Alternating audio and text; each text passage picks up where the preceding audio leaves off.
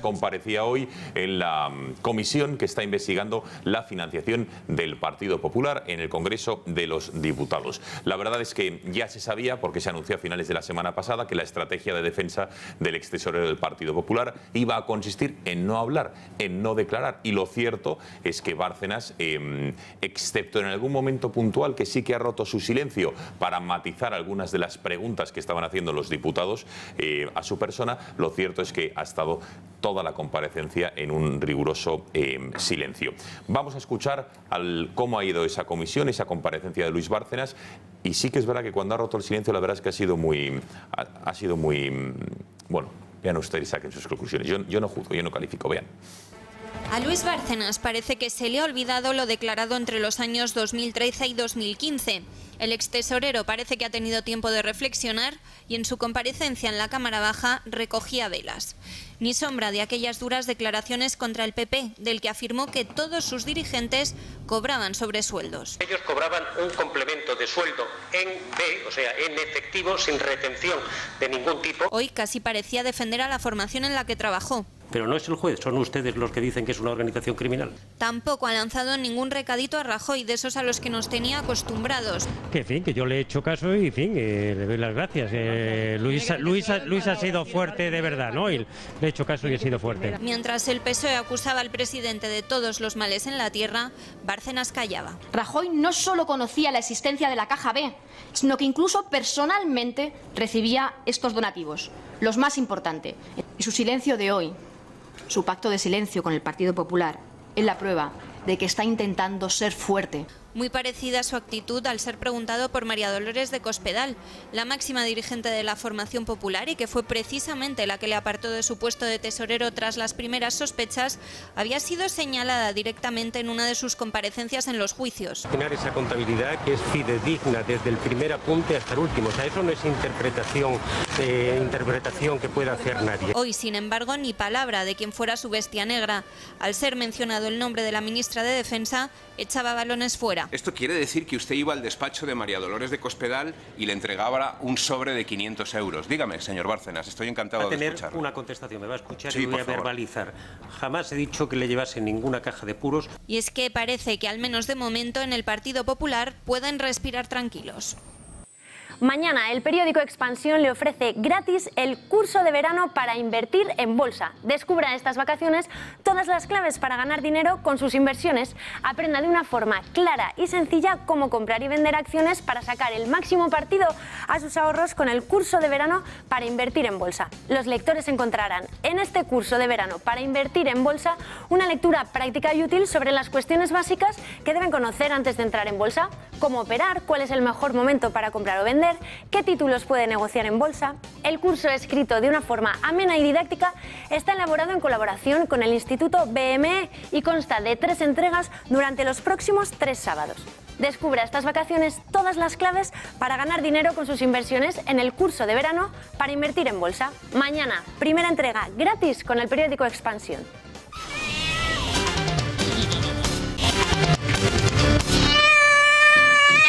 Para analizar la comparecencia de Bárcenas tenemos conexión con uno de los diputados a los que está haciendo referencia Miguel Durán, de los que ha preguntado al señor Bárcenas. Se trata de, como les decía, de Toni Cantó, diputado de Ciudadanos. Señor Cantó, muy buenas noches. Hola, buenas noches. Bueno, en primer lugar, ¿qué valoración hace de la declaración de Bárcenas, sabiendo que no ha contestado a ninguna pregunta, siguiendo su estrategia de defensa? ¿Sabían ustedes que no iba a contestar? ¿Algún titular ha dejado? ¿Cómo lo valora? ¿Qué titulares saca? Bueno, nosotros sospechábamos que no iba a decir nada. De hecho, nosotros no queríamos que viniera tan pronto. Realmente es el PSOE y el Partido Popular que son los dos grupos que querían que esto comenzara con el señor Rajoy. Nosotros creíamos que no, que lo útil era que Rajoy llegara al final, y también gente como Bárcenas. Y al final, para llegar a un acuerdo, se termina entre el Partido Socialista y Podemos decidiendo o pidiendo que a cambio de que no sea Rajoy quien inicie las comparecencias, sea Bárcenas. Nosotros no nos oponemos, pero ya imaginábamos que iba a pasar lo que ha pasado hoy. De todas formas, yo creo que no solamente el silencio de Bárcenas, que es un silencio atronador porque cuenta mucho, es lo importante de hoy. Yo creo que lo fundamental de hoy también es el silencio del Grupo Parlamentario del Partido Popular hacia Bárcenas, porque sí como dice ahora el señor Bárcenas, no se corresponde con la realidad lo que dijo ante el juez Ruz, y como dice el Partido Popular, ha mentido, es un traidor al partido, es un sinvergüenza, todas las cosas que le han dicho. Hombre, por lo menos hoy deberíamos haber escuchado al Partido Popular dirigirse al señor Bárcenas y decirle algo de esto. Es que hoy, en el momento en el que tenía que hablar el parlamentario que hablaba en nombre del Partido Popular, no se han dirigido al señor Bárcenas en ningún momento, no le han reprochado nada, no le han dicho nada. Yo creo que ha quedado claro hoy realmente que existe de nuevo un pacto entre el Partido Popular y Bárcenas de no agresión, de la misma forma que ya el propio Bárcenas contó que se fraguó un pacto hace ya tiempo con una reunión en la que asistieron Mariano Rajoy, Javier Arenas, la mujer de Bárcenas, y él mismo, en la que el señor Bárcenas se le dijo que se le iba a dar un sueldo de 200 y pico mil euros, un pago de un abogado por valor de 200.000 euros más, despacho, chofer, secretaria, etcétera. Yo creo que han vuelto a otro pacto. Bueno, señor Cantó, uno de los titulares que sí ha dejado, se lo ha dado a usted de alguna manera, cuando le ha recordado lo que en su día explicó, que iba a los despachos del presidente, secretaria general, con dinero en sobres y, bueno, según usted, una caja de puros. Dice Bárcenas que no fue él, sino La Puerta, o al menos es la conclusión que usted ha sacado. Ese es uno de los titulares, señor Cantó, que sí que existía esa caja B, como ha dicho, pero no lo daba él, sino La Puerta.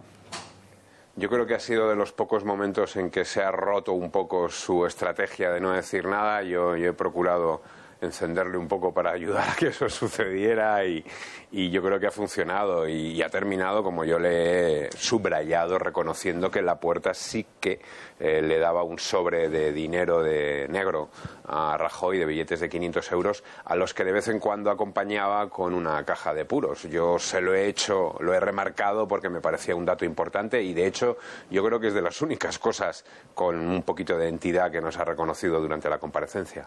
Bueno, estamos debatiendo aquí el hecho de que Bárcenas haya decidido guardar silencio. ¿Es de los que cree que hay un pacto no escrito entre Génova y Bárcenas para no hacerse daño con agresiones mutuas, señor Cantó? Porque, por ejemplo, en 2013 decían unas cosas los unos de los otros y ahora han cambiado de criterio todos absolutamente en las declaraciones públicas, pocas que hace Bárcenas y, por su parte, los miembros del PP de Génova. ¿Hay pacto entre ambos? Pues eso es lo que yo creo, que realmente hay un pacto de no agresión mutua entre ambos, ¿no? Y bueno, ya le digo que no solamente por el silencio de Bárcenas y su cambio de... Porque es que hoy no es que no haya atacado al PP, es que lo ha defendido en un par de momentos, tanto al PP como a Mariano Rajoy.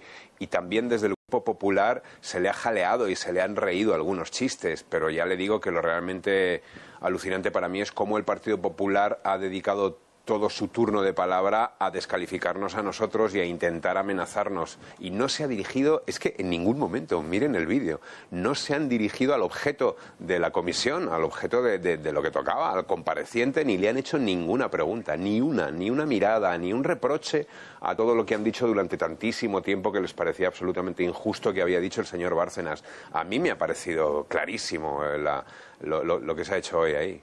Se ha escenificado un pacto. Bueno, un par de cuestiones más, diputado. Ha habido momentos de tensión entre usted y el extesorero del PP, como cuando este le ha dicho lo siguiente, que no actúe como si estuviera en el teatro. Vamos a recordarlo. ¿Puede verbalizar si me va a responder o no a la pregunta que le acabo de hacer de si Rajoy destruía papeles en una trituradora? Vamos a ver, le voy a verbalizar lo que dije al comienzo, que no voy a contestarle a ninguna pregunta. Es suficiente. Y si ese es su tono, mucho menos. Es suficiente, señor Bárcenas, es suficiente. Ya veo que le divierte y se ríe usted. Pero le pido que a partir de ahora, por lo menos mientras yo le pregunte, usted me responda. Sí. Al menos no voy a contestar. Sí, y usted no actúe como si estuviese en una obra de teatro. Sí, es usted muy gracioso. Y usted como si estuviera no sé, en el salón de una película de vaqueros e indios, señor Bárcenas. Un poquito de respeto. Diputado, ¿cómo ha vivido estos momentos de tensión? ¿Estaba preparado para ello, sabiendo de antemano que no iba a contestar y sabiendo cómo es el señor Bárcenas, que está claro que dialécticamente es un buen zafador? Cuéntenos. Bueno, yo, si le soy honesto, he procurado de alguna forma provocar esos momentos de tensión, ¿no? Nada más empezar lo he hecho al decir que le exigía que verbalizara su silencio y que me dijera al menos que no quería contestar. Yo quería de alguna forma intentar que la cosa no fuera tan fría y él se calentara un poco y de ahí pudiera arrancarle algo, y es lo que creo que al final hemos conseguido con esa declaración sobre los pagos que el señor Lapuerta le hacía al señor Mariano Rajoy de billetes de 500 euros acompañados de cajas de puros, ¿no? Pero bueno, la verdad es que no me ha impresionado tampoco demasiado. Yo creo que estás ahí metido, inmerso en la acción y no eres muy consciente de lo que va pasando. Ha sido una comparecencia tensa, porque realmente yo he estado hablando con él, haciendo un monólogo, porque él casi, excepto cuando hemos empezado a discutir, no decía nada, y realmente al final me he tenido que sujetar, porque realmente al final ha llevado a cabo una actitud bastante despreciativa. Ya no solo no me miraba como al principio con actitud chulesca, sino que ni siquiera nos miraba hacia abajo, miraba el móvil, no establecía ni siquiera contacto visual, lo cual me parecía ya una absoluta falta de respeto, pero bueno, ya conocemos al personaje e intuíamos que iba a hacer algo así. Bueno, ya por último, diputado, una cuestión que no tiene nada que ver con esta comparecencia. Lo comentábamos ahora con Sergio López. Decía usted que el pasado viernes la señora de Cospedal le llamó para amenazarle si seguía mencionándole. Entiendo que, no sé, si es en todo lo relacionado con el caso Bárcenas o por lo que dijo usted en determinadas prácticas del PP que le recordaban al impuesto revolucionario. ¿Por qué le pegó ese chorreo, como ha dicho hoy textualmente Cospedal? Bueno, yo creo que la señora Cospedal se equivocó. De hecho, después de hablar con ella, yo revisé mi discurso de hoy y si la mencionaba 2 veces, pues decidí mencionarla 10. Porque la señora de Cospedal, si piensa que un diputado de Ciudadanos se va a chantar porque ella la llame y le pegue un chorreo, pues está muy equivocada, ¿no? Yo creo que no nos conoce muy bien. La señora de Cospedal llamó además equivocándose, porque yo creo que la señora de Cospedal, si tiene algo que decirme respecto a mis declaraciones, que repito, solamente traslado lo que dijo el señor Bárcenas frente al juez Ruz, la señora de Cospedal no puede llamarme como ministra de Defensa. La señora de Cospedal tendrá que llamarme, en todo caso, como secretaria general del Partido Popular. Yo estaba tomándome un batido con mi hija el viernes por la tarde y de repente recibo una llamada y me dice un señor muy serio que quiere hablar con usted, la ministra de Defensa. Hombre, esto impresiona, ¿no? Casi me pongo firmes. Oigo unos ruidos y se vuelve a poner otro señor y me dice, señor Cantó, ya se pone al habla la ministra de Defensa de nuevo. Y al final habla María Dolores. Y yo respeto mucho lo que me dijo ella. Ella me pidió, y lo digo, me pidió que no la siguiera citando con todo el tema de Castilla-La Mancha. Yo tengo todo el derecho a hacerlo, porque lo que estoy haciendo es citando las palabras de Bárcenas. Es mi trabajo y es lo que debo hacer en la comparecencia que hemos tenido hoy. Lo que sí que me pide ella, y aprovecho para decirlo, es que también recuerde que ella le ganó un par de pleitos al señor Bárcenas. Bien, queda dicho. Pero repito, a mí lo grave del asunto me parece es que la señora de Cospedal no puede llamarme como ministra de Defensa para un tema como este. Sí, creo que el Partido Popular lo hace de vez en cuando, confundir Estado y partido. Lo hace con la Fiscalía, cuando se cree que la Fiscalía es una Fiscalía de partido y no del Gobierno, y lo hizo este viernes Cospedal cuando me pegó un chorreo, con perdón, como ministra de Defensa y no como secretaria general del Partido Popular. Bueno, diputado Cantó, le ha costado, pero gracias finalmente por haber atendido a las cámaras de Intereconomía y del Gatalagua. Es un placer, cuando ustedes quieran. Venga, gracias y muy buenas noches. Bueno, quien sí ha estado presente, hablábamos antes, en el Congreso de los Diputados, en la sala donde ha comparecido Luis Bárcenas, es Marisa Gallero, periodista de ABC, muy conocedora del caso del extesorero, así que conectamos con ella. Marisa, buenas noches. Buenas noches. Marisa, lo estamos debatiendo. Bárcenas ha optado por no contestar, así se le ha recomendado su defensa. ¿Entiendes esta estrategia de defensa y por qué lo ha hecho? ¿Qué sabes? Sí, a ver, esto es una estrategia de defensa que tiene que ver con sus tiempos, son los tiempos procesales en los que estamos actualmente. Luis Bárcenas está ahora mismito en el juicio del caso Gürtel. En el caso Gürtel, él tiene la sensación de que le están midiendo por su fortuna en Suiza y también por un hecho delictivos de la trama de Francisco Correa respecto a una serie de personas. Por eso él desliga lo que es Gürtel de los papeles de Bárcenas, que sería la financiación ilegal del Partido Popular, en la que este procedimiento todavía no tiene ni fecha de juicio. Por eso sus tiempos no van ligados ahora mismito con esos papeles de Bárcenas y con esa financiación ilegal del Partido Popular, que es el objetivo de esta comisión. Bueno, en una de las preguntas de Toni Cantó, Bárcenas ha interrumpido al diputado de Ciudadanos para matizarle que él nunca dijo que fuera él mismo quien subiera los sobres de dinero y las cajas de puro, por ejemplo, a Cospedal y a Rajoy, sino que era La Puerta. ¿Cómo has interpretado este matiz? ¿Crees que ha reconocido que sí había esa caja B, pero que no la distribuía él mismo? Lo digo porque es uno de los principales titulares y de los cuales llevamos hablando aquí en El Gato bastante rato. ¿Cómo has visto tú esa respuesta o ese matiz? Es importante que cuando él, porque ha contestado muy pocas cosas, pero eso sí que lo ha querido matizar y además ha dicho nunca, jamás. Básicamente porque aquí Toni Cantó se estaba refiriendo a una declaración suya ante el juez Ruz el 15 de julio del 2013. En esta declaración él contó que era Álvaro Lapuerta el que llevaba esos sobresueldos de esa caja B y que a veces lo acompañaba de una caja de puros, cuando iba de ministerio en ministerio. Por eso aquí le ha dicho a Toni Cantó de no, yo nunca he repartido sobresueldos en cajas de puros, sino que era Álvaro Lapuerta. En la estrategia que están marcando todo el mundo ahora de decir que es Álvaro Lapuerta, le están echando la culpa por la demencia sobrevenida, hay que recordar que ya en agosto del 2013, cuando fueron a declarar también como testigos Javier Arenas y Francisco Álvarez Cascos, también mencionaron que la tesorería estaba regentada por Álvaro Lapuerta y en ese momento no tenía demencia sobrevenida. En su discurso siempre ha dicho que él trabajó a las órdenes de Álvaro hasta julio del 2008, que es cuando se convierte en tesorero después del Congreso de Valencia. Y toma las riendas de la tesorería. Bueno, a tu juicio, ¿crees que hay un pacto entre Bárcenas y el PP de silencio o de no agresión, de no hacerse daño? Lo digo porque no tiene nada que ver lo que dicen los unos de los otros ahora con las graves acusaciones que se han lanzado desde que en 2013 saltaron los famosos papeles de Bárcenas. ¿Cómo lo ves? ¿Hay pacto o no? A mí él me insiste que no hay pacto. De hecho, una de las frases que hemos publicado hoy en ABC de su declaración antes de ir a esta comisión es: si hasta Rajoy tiene que sentarse en el caso Gürtel y no ha podido negociar absolutamente nada, ¿qué voy a negociar yo? Lo que sí hay es como un cese de hostilidades verbales. Si os dais cuenta, ahora mismito nadie del Partido Popular le llama delincuente, porque saben perfectamente que automáticamente por una querella, como le pasó con Javier Maroto, que tuvieron un litigio en los tribunales en Plaza Castilla, o cualquier otra persona que le ha llamado delincuente sin el presunto. Este cese de hostilidades él lo entiende y además lo ha dicho bastantes veces: si a mí nadie me ataca, si me tratan con respeto, yo solamente me voy a centrar en mi defensa.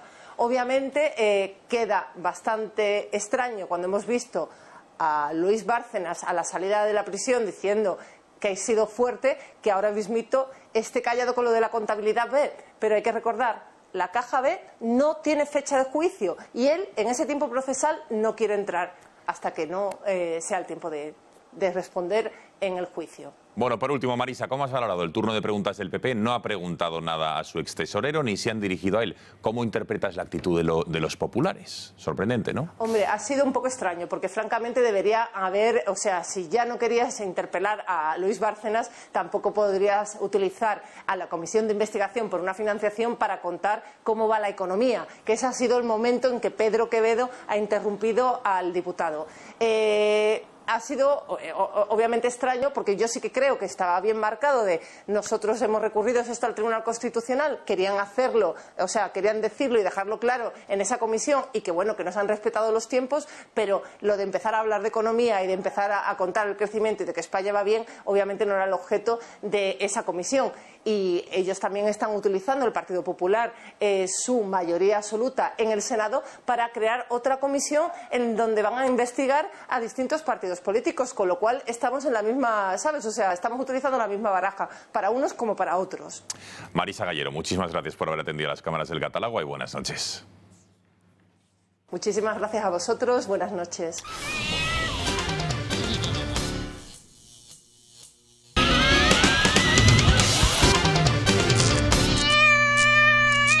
Vientres de alquiler. Hoy Ciudadanos ha llevado al Congreso de los Diputados esa promesa que hacía el pasado mes de febrero en esa reunión pomposa de Albert Rivera con diferentes sectores, donde decía que era por aclamación y que era un asunto alegal y que tenía que regularse. Ahí ven las firmas de Ciudadanos en el Congreso de los Diputados como esta ley con la que quiere regular lo que algunos llaman la gestación subrogada y que, entre otras cosas, va a limitar las novedades que presenta esta ley, la condición de gestante a mujeres que hayan cumplido 25 años, que ya hayan sido madres con anterioridad, es decir, quien no haya sido madre previamente no puede ceder su vientre de una manera altruista, porque aquí lo fundamental que pretende Ciudadanos es que no se mercantilice con el cuerpo de la mujer, es decir, que se paguen lo que ocurre en otros países, 15.000, 20.000, 30.000 euros a una señora tercera, o sea, ajena, para que lleve en su seno el bebé de otra pareja, ¿no?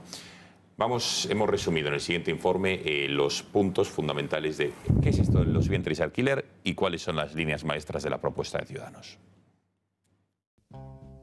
Gestación por sustitución, subrogación gestacional, uterina o más conocida como gestación subrogada o vientre de alquiler, es una técnica de reproducción asistida que consiste en que una mujer, de común acuerdo con una persona o pareja, acepta mantener en su útero durante 9 meses el embrión previamente engendrado por fecundación in vitro de la pareja, gestarlo y parirlo. En algunos lugares del mundo, como Estados Unidos, conlleva contraprestación económica, pero en otros no. Hoy Ciudadanos da un paso más registrando la primera iniciativa legislativa que podría regular la gestación subrogada en España. Y el debate está encima de la mesa y será inevitable a pesar de que no llegará a la tribuna hasta otoño. ¿Y cuáles son las claves de esta ley? Para poder acudir a este método tiene que haberse probado cualquier otro método o técnica de reproducción asistida y demostrar que no existe otra vía para ser madre. Ciudadanos asegura que será un sistema absolutamente altruista, que la compensación a la madre gestante se limitará a los gastos derivados del embarazo. La edad para ser madre gestante se establece entre los 25 y 45 años. También deberá poseer nacionalidad española o ser residente legal en España y no tener antecedentes penales. Deberá acreditar entorno socioeconómico estable para garantizar las circunstancias de salud. Deberá haber gestado al menos un hijo sano con anterioridad y no podrá ser madre gestante por subrogación en más de 2 ocasiones. La ley creará un registro de gestación por sustitución para conocer y proteger cada caso individual. El progenitor subrogante debe acudir a la gestación por subrogación aportando su propio material genético, garantizando que el material genético no pertenece a la madre gestante. ¿Conseguirá Albert Rivera su objetivo? ¿Conseguirá que los partidos finalmente se sumen a esta ley? Por el momento, la previsión no parece estar mucho de su lado. Bueno, y decía Albert Rivera al presentar en esa rueda de prensa donde ha presentado esta ley, que es una ley altruista y que, garantista, y que España necesita efectivamente a mujeres más generosas, más altruistas. Vean. Tiene que tener carácter altruista, como les decía. Evidentemente tiene que haber una compensación de los gastos derivados del embarazo o de los perjuicios que se puedan causar por este periodo de tiempo. Pero no habrá, para entendernos, un sueldo, no habrá una renta del trabajo en este caso, sino que será de manera altruista. Se trata de regular, no se trata de permitirlo todo. Regular, quiero recordar lo que significa. Regular significa permitir unas cosas y limitar otras cosas. Bueno, gracias por la explicación. Rocío, tú has ido hoy al Congreso de los Diputados, los de Vox habéis ido para manifestaros, concentraros en las puertas, en los aledaños de la Cámara Baja para protestar o mostrar vuestra disconformidad con esta ley. No, claro que sí, porque el señor Rivera parece que supedita a un contrato los derechos de un niño, ¿no?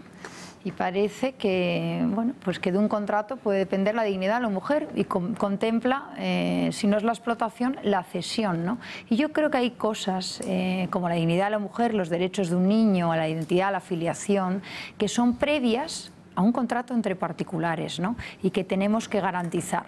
Entonces, a mí me da igual que sea altruista o no altruista. Además es que ¿quién se cree que una mujer, vamos a ver, quién se cree quién se cree que una mujer de forma altruista o de un caso que encuentren van a legislar y van a abrir la veda a una legislación que ya hemos visto que crea muchísimos problemas, que no garantiza los derechos del niño y que crea de verdad casos dramáticos y que en un contrato se pueden dar casos como el de la madre tailandesa, que los niños venían gemelos con Down y que tienes que que le obligan a abortar a uno porque viene con Down, y la madre, queriendo salvar a ese niño, no se lo permite el contrato. No se lo permite el contrato. O sea, tienes que abortar forzosamente. Forzosamente. ¿Y cuál es el siguiente paso? Que por contrato y porque exista un contrato será válido seleccionar a los niños y que el niño sea rubio, con ojos azules. Claro. Eso también, porque como existe un contrato y es la libertad de los contratantes a firmarlo, si todo se basa en un contrato,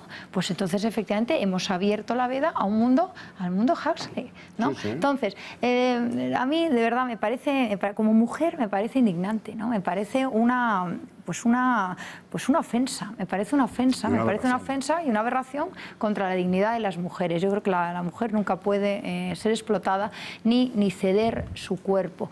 Y los derechos del niño, aquí nadie habla del niño, los niños tienen derechos, y tienen derechos que los primeros garantes son los padres, y el Estado tiene que garantizar los derechos de ese niño. Y esos no dependen de un contrato, y no depende el derecho a nacer de un niño, por ejemplo, el que esté estipulado en un contrato cómo va a ser. Y el niño no es un producto que se fabrica a demanda. No eso, estamos contemplando casi como que cuando queremos podemos crear un niño, contratar un niño, alquilar un vientre de alquiler y fabricar un niño como queramos. Un niño no es un objeto de consumo, no es un zapato, no es un bolso, no es un iPhone. Es que Ciudadanos está en ese mundo, está en el mundo del materialismo. Y la mujer tampoco, y eso es explotación. Y quien no defienda la dignidad de la mujer está en el camino que creíamos que habíamos superado. Nos ha costado mucho llegar aquí, creíamos que estábamos en un país donde defendíamos la igualdad, los derechos, la dignidad de la mujer, y resulta que aparece un tipo como Albert Rivera y nos lleva otra vez a la oscuridad,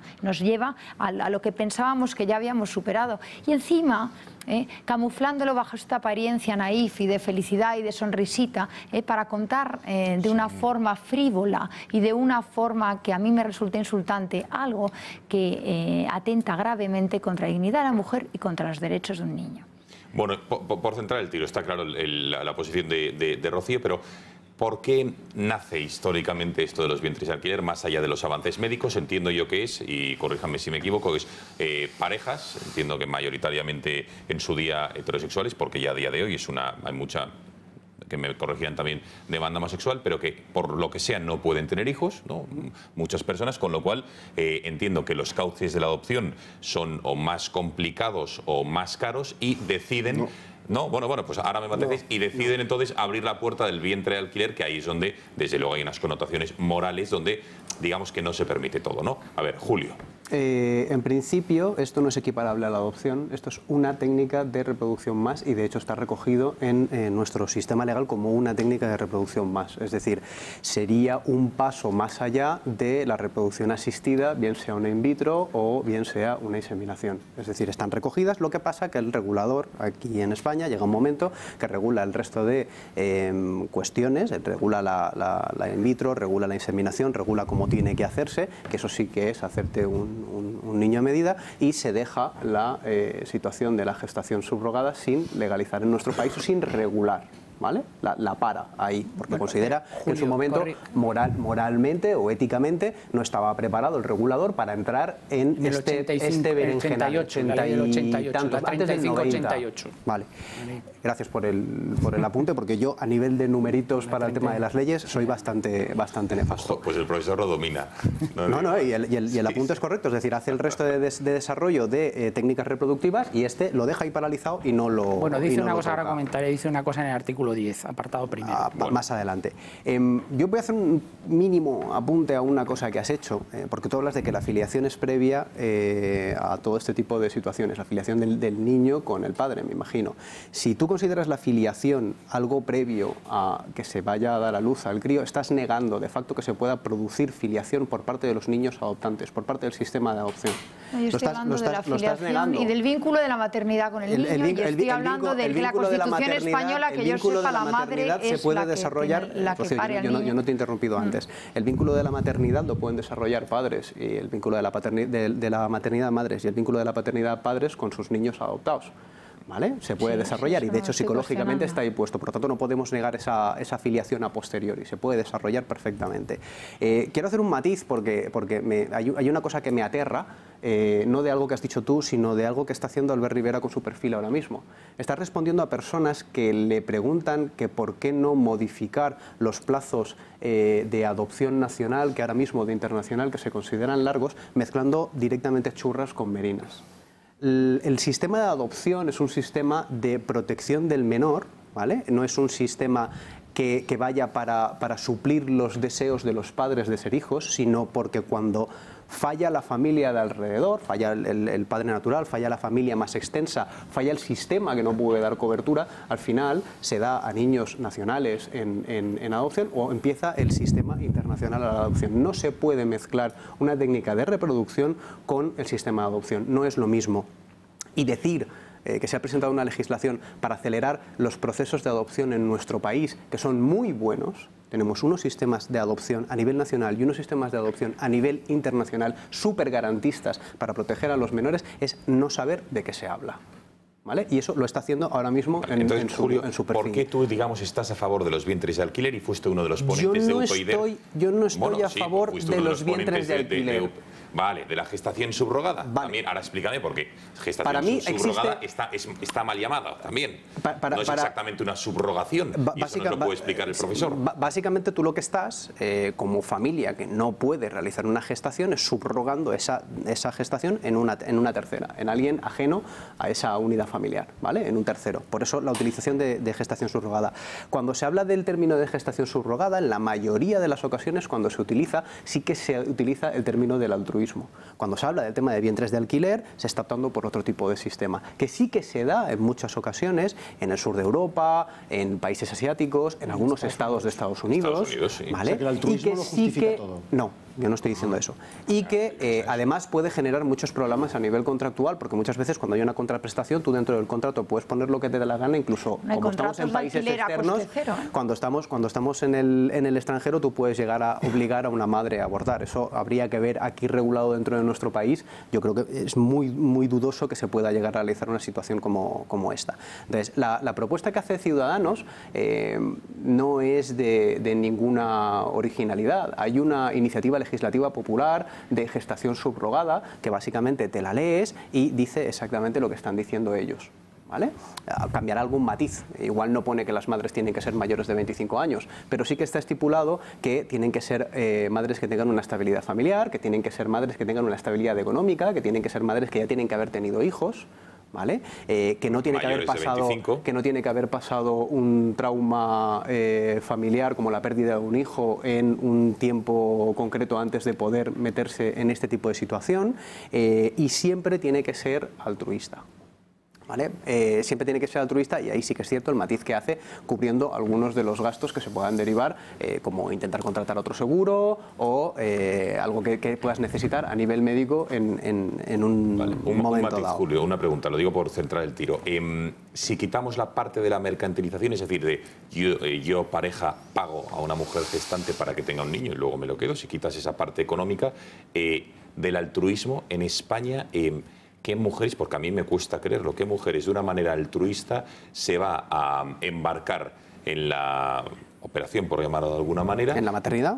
Sí, de un hijo para un tercero, ojo, porque el embarazo no es como hacer palomitas, tiene un riesgo que te mueres, tiene muchísimas complicaciones. Imagínate lo que decía Rocío, ponte que el niño viene mal, viene con síndrome de Down, viene con labio leporino, lo que sea, no tengo ni idea que es una cosa normal, pero que una de las partes quiera abortar. De repente una de las partes dice, oye, que no, que me ha arruinado, o que me separo de mi mujer, ya no quiero tener el niño. ¿Qué pasa con ese niño que ya está firmado? Lo digo porque todo esto es muy complicado y son preguntas que... Esas cosas han pasado, o sea, no estamos hablando de supuestos, han pasado en porque la legislación no se ha desarrollado aquí en nuestro país. No, en otros países. Vale, pero aquí tenemos varias legislaciones que son bastante claras en muchos respectos. Respecto a si se puede abortar o no, está la ley del aborto. Respecto a que tú puedas desarrollar ese niño y esa crianza de forma efectiva, están los servicios sociales. Pero si tú en el contrato estipulas una cosa y a mitad del embarazo decides que no quieres abortar, el contrato no te lo permite. Claro, es que esas cosas están pasando. Esas cosas están pasando. Y luego... Vamos a ver, actualmente no se ha desarrollado esta ley, no ha salido adelante y no podemos hablar en futuribles de lo que los contratos van a permitir o no van a permitir. Pero está claro ni que para pasarnos de frenada ni para quedarnos cortos. Yo entiendo que esto es muchas de estas cuestiones son argumentos de pendiente resbaladiza y generan debates morales muy grandes. Yo no vengo aquí con ningún tipo de superioridad moral a deciros esta es mi verdad. Ya, pero cuando presentáis cuando presentáis algo como ciudadanos entiendo que tenéis contestación a todas estas cosas, sino para qué presentáis esa ley. Yo no tengo la contestación ¿Habéis hablado con expertos? Hemos hablado con expertos, tanto de un lado como otro. Hemos hablado con madres que realmente quieren gestar el hijo de otros, ¿vale? Sí, hemos hablado con ellos de una manera generosa, altruista. En su día nos reunimos con ellas y existen. O sea, te puedes dirigir a expertos, te puedes dirigir al perfil de gestación subrogada o el perfil de son nuestros hijos y tienes innumerables familias que pueden prestarse para esto o que están dispuestas a pasar por este perfil. Y luego, en nuestro país, hay gente que ya está acudiendo a ella.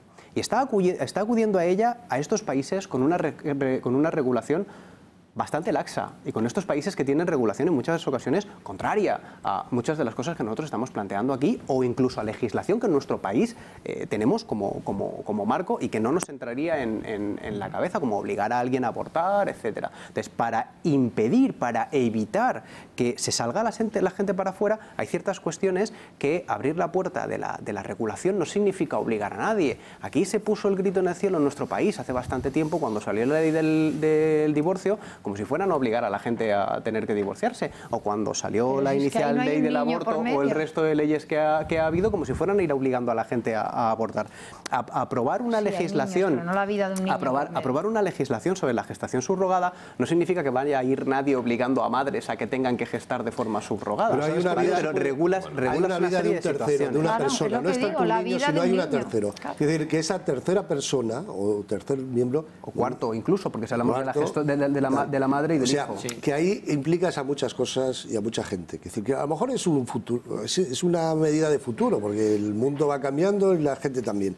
Pero yo creo que pierde cierta dignidad y cierta humanidad el hecho.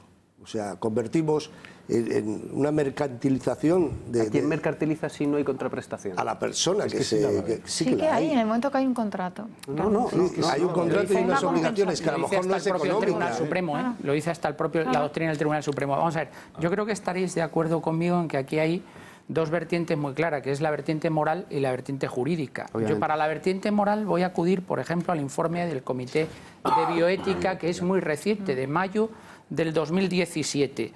El Comité de Bioética aquí, bueno, pues en ese informe que tiene 93 páginas, se sacó un resumen de prensa, se dice que aquí lo que está en juego en realidad es, como se ha comentado ya por otra parte, la dignidad de la mujer gestante y los derechos del niño, ¿no? En sus conclusiones, este Comité de Bioética concretamente establece 3 conclusiones. En primer lugar, dice que hay que dotar de eficacia legal a la nulidad de pleno derecho que en nuestro ordenamiento jurídico se otorga a estos contratos. Concretamente, el artículo 10, apartado primero de la Ley 35.1988 de reproducción asistida, dice que estos contratos son nulos de pleno derecho.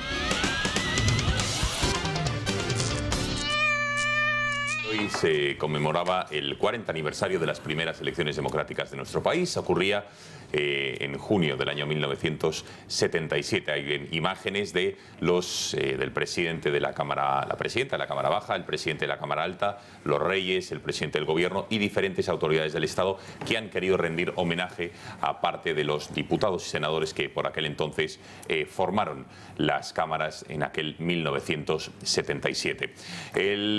Lo más atractivo, más allá de los gestos y de las anécdotas que se han producido, que han sido muchas, que enseguida analizaremos, era lo que vamos a intentar en los próximos minutos es analizar el contenido de los mensajes tanto de la presidenta del Congreso, que no ha estado exenta de polémica, como también de Su Majestad, del rey Felipe VI, que entre otras cosas ha hablado de la convivencia, ha lanzado diversos mensajes a los que quieren romper con la unidad de España y ojo, porque por primera vez ha calificado a los 30 y pico largos años del franquismo como de dictadura, una cosa que su padre, el rey Juan Carlos I, jamás había hecho. Vamos a ver un resumen de lo que acontecía hoy en el Congreso de los Diputados. Algunos han aplaudido, otros no. Es la tercera vez que el rey va al Congreso desde su proclamación y no todos los partidos han estado conformes con su aparición. La celebración de hoy llega casi con 2 semanas de retraso y no por casualidad. Se evitó que coincidiera con la moción de censura de Podemos, pero hoy don Felipe y doña Leticia han querido homenajear a aquellos diputados que debatieron y que votaron nuestra Constitución y que además han recibido de sus majestades las insignias conmemorativas. Es el acto de conmemoración por el 40 aniversario de las primeras elecciones democráticas de junio de 1977, donde hoy se mezclan en el hemiciclo los de entonces con los actuales diputados. El rey ha pronunciado un discurso en la sesión solemne del Congreso en el que ha reivindicado la transición frente a los que la ponen en duda. Que la diversidad está en nuestra historia y define nuestra propia identidad nacional. Don Felipe ha repasado estas últimas décadas y por primera vez se ha referido al franquismo como la dictadura eran, como se afirmó entonces en estas cámaras, una inmensa tragedia y un claro mensaje al desafío soberanista. Y constituye un extraordinario patrimonio moral y material que no debemos silenciar ni ignorar, que no podemos dividir ni mucho menos destruir. A lo que Alberto Garzón, coordinador federal de Izquierda Unida, ha contestado en referencia a la llamada de unidad del rey. Tras escuchar el terrible discurso del ciudadano Felipe de Borbón en el Congreso, puedo concluir: hoy soy más republicano que ayer. Felipe VI no olvidó dedicar un mensaje de recuerdo y respeto a las víctimas del terrorismo. Con el mayor afecto y respeto a las víctimas del terrorismo y a sus familias.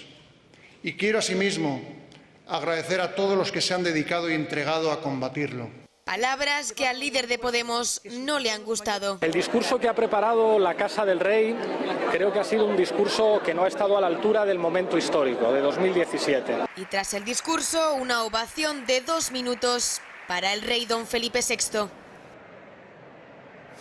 Bueno, ¿qué os ha parecido? Un primer titular de lo que hemos visto hoy. Ahora enseguida analizaremos algo de lo que ha dicho Ana Pastor, la presidenta del Congreso, y también algunas de las polémicas. Bueno, pues en principio habla de estar a la altura de un momento histórico, un señor de un partido que vota con los responsables políticos de 800 asesinatos y de 300 crímenes sin resolver durante 40 años de terrorismo etarra, ¿no? Con lo cual, bueno, pues al final son absolutamente previsibles. Son gente que si no vivieran un sistema de libertades como el que garantiza la nación española, desde luego no estaría donde están. O sea, es gente que no tiene absolutamente ningún mérito para estar ahí y que desde luego no pueden valorar la falta de libertad porque la han disfrutado siempre, ¿no? Y aquellos que sí que fueron capaces de, de hacer aquella transición que para mí es bastante criticable en algunos sentidos, pues ellos están ahí gracias a ellos, ¿no? Bueno, yo creo que el discurso ha sido un discurso contundente.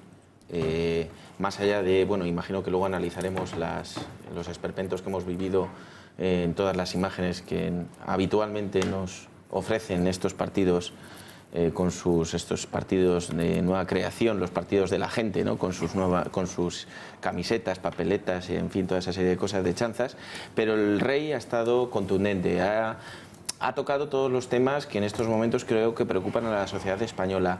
Lo ha hecho utilizando aquellas palabras que muchos españoles queríamos escuchar. Y además ha sido contundente, se decía antes Alejandro, en su forma de expresar y la forma de expresarse, ¿no? Yo creo que eso también, bueno, pues es un poco lo que los españoles queremos de las personas que nos gobiernan, ¿no? Es decir, que sepamos que tienen una línea de acción determinada y que esa línea es una línea tajante, lapidaria y que no admite fisuras. Cuando ha hablado del terrorismo, cuando ha hablado de la secesión, yo creo que ha sido un varapalo absoluto a los secesionistas con su apuesta definitiva por la Constitución y por la ley. Y, en fin, bueno, pues yo la verdad es que me siento orgulloso de nuestro rey. Hoy me he sentido muy orgulloso de nuestro rey y creo que además tenemos rey para mucho tiempo y además... O sea, a ti, a diferencia de Garzón, sí te representa, ¿no? A mí me representa, por supuesto. Es que Garzón, ¿a quién representa Garzón? Ni siquiera lo que queda de Izquierda Unida. Es que se ha encargado de dilapidar y de diluir a Izquierda Unida. Es que yo no sé cómo tiene la poca vergüenza siquiera de escribir un tuit este señor cuando ha sido el mayor estafador dentro de la Izquierda Unida tradicional, porque hasta que no consiguió eliminarla para poderse unir a Podemos, que es lo que él quería y tener su sillón en el Congreso, no ha parado. No ha parado. Bueno, yo lo digo muchas veces, yo soy una especie rara porque estoy en la treintena en la que acabo de entrar y me creo eso de la transición, ¿no? ¿Cómo dices que acabas de entrar? Bueno, 31 años tengo. Ah, vale. Bueno, hace ya un tiempo, un año. Bueno, me quedan 9 años de treintena. Bueno, no. Sí, está bien, nos da la envidia y ya está. Sí, Borja, si te da envidia lo dice. Yo es que no lo había escuchado bien, yo solo por eso. Y yo me creo la transición y me siento orgulloso de la transición y del trabajo que hicieron nuestros padres. Hoy en el Congreso de los Diputados se ha recordado a mucha gente que hizo una gran aportación y fue generosa a la hora de establecer un pacto, ¿no? Establecer un pacto entre españoles. Y en este caso me voy a centrar sobre todo en la izquierda, en el Partido Comunista, en el paso que dio Carrillo al aceptar la monarquía y la bandera. Y con el paso de los años la izquierda ha traicionado ese pacto, ¿no?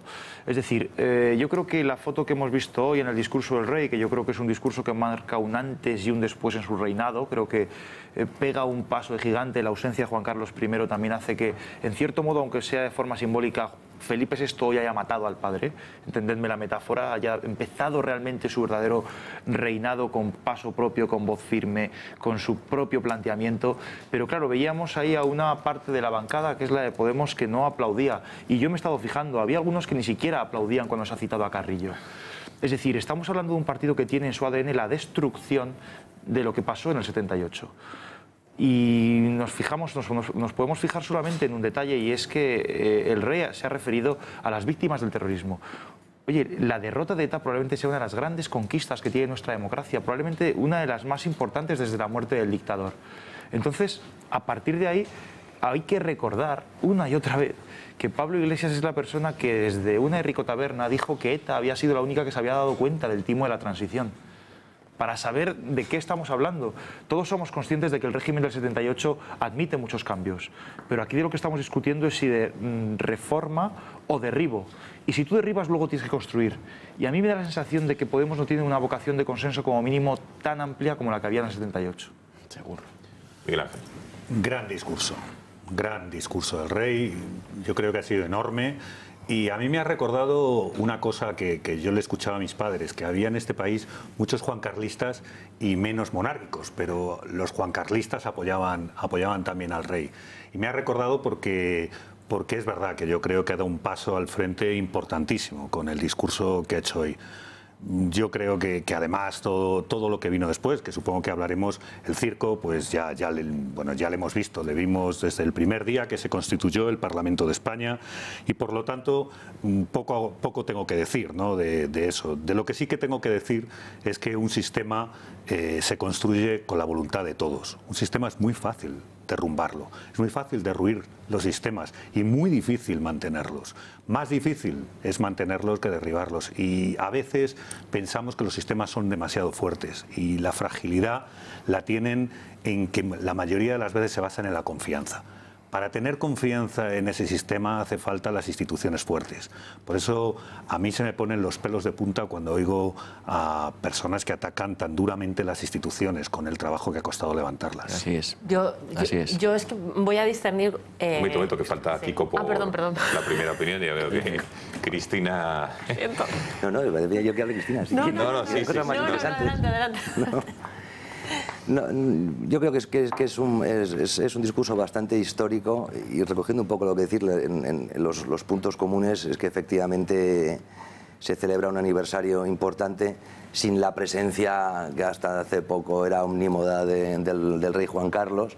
El juancarlismo mantenía el sistema más... Que por cierto, según dicen algunas fuentes periodísticas, está bastante enfadado esta tarde por no haber sido requerido, invitado, no haber estado en el Congreso en esto, porque él fue uno de los artífices, ¿no? De hecho fue artífices o el que fue rey, como todos ustedes saben. Sí, quizás sí, no, hombre, siempre se habla de Juan Carlos, Suárez y Carrillo, ¿no? Como ese trío que pudo llevar adelante la idea de reforma política y los pactos de la Moncloa, en fin, todo lo que estaba en las bambalinas de la transición y que nos hemos ido enterando, nos han ido contando en realidad más poco a poco. Al sacar al rey Juan Carlos, al rey emérito, de la ecuación, efectivamente Felipe le ha matado, como decía Alejandro, de alguna manera, pero también se ha desprotegido.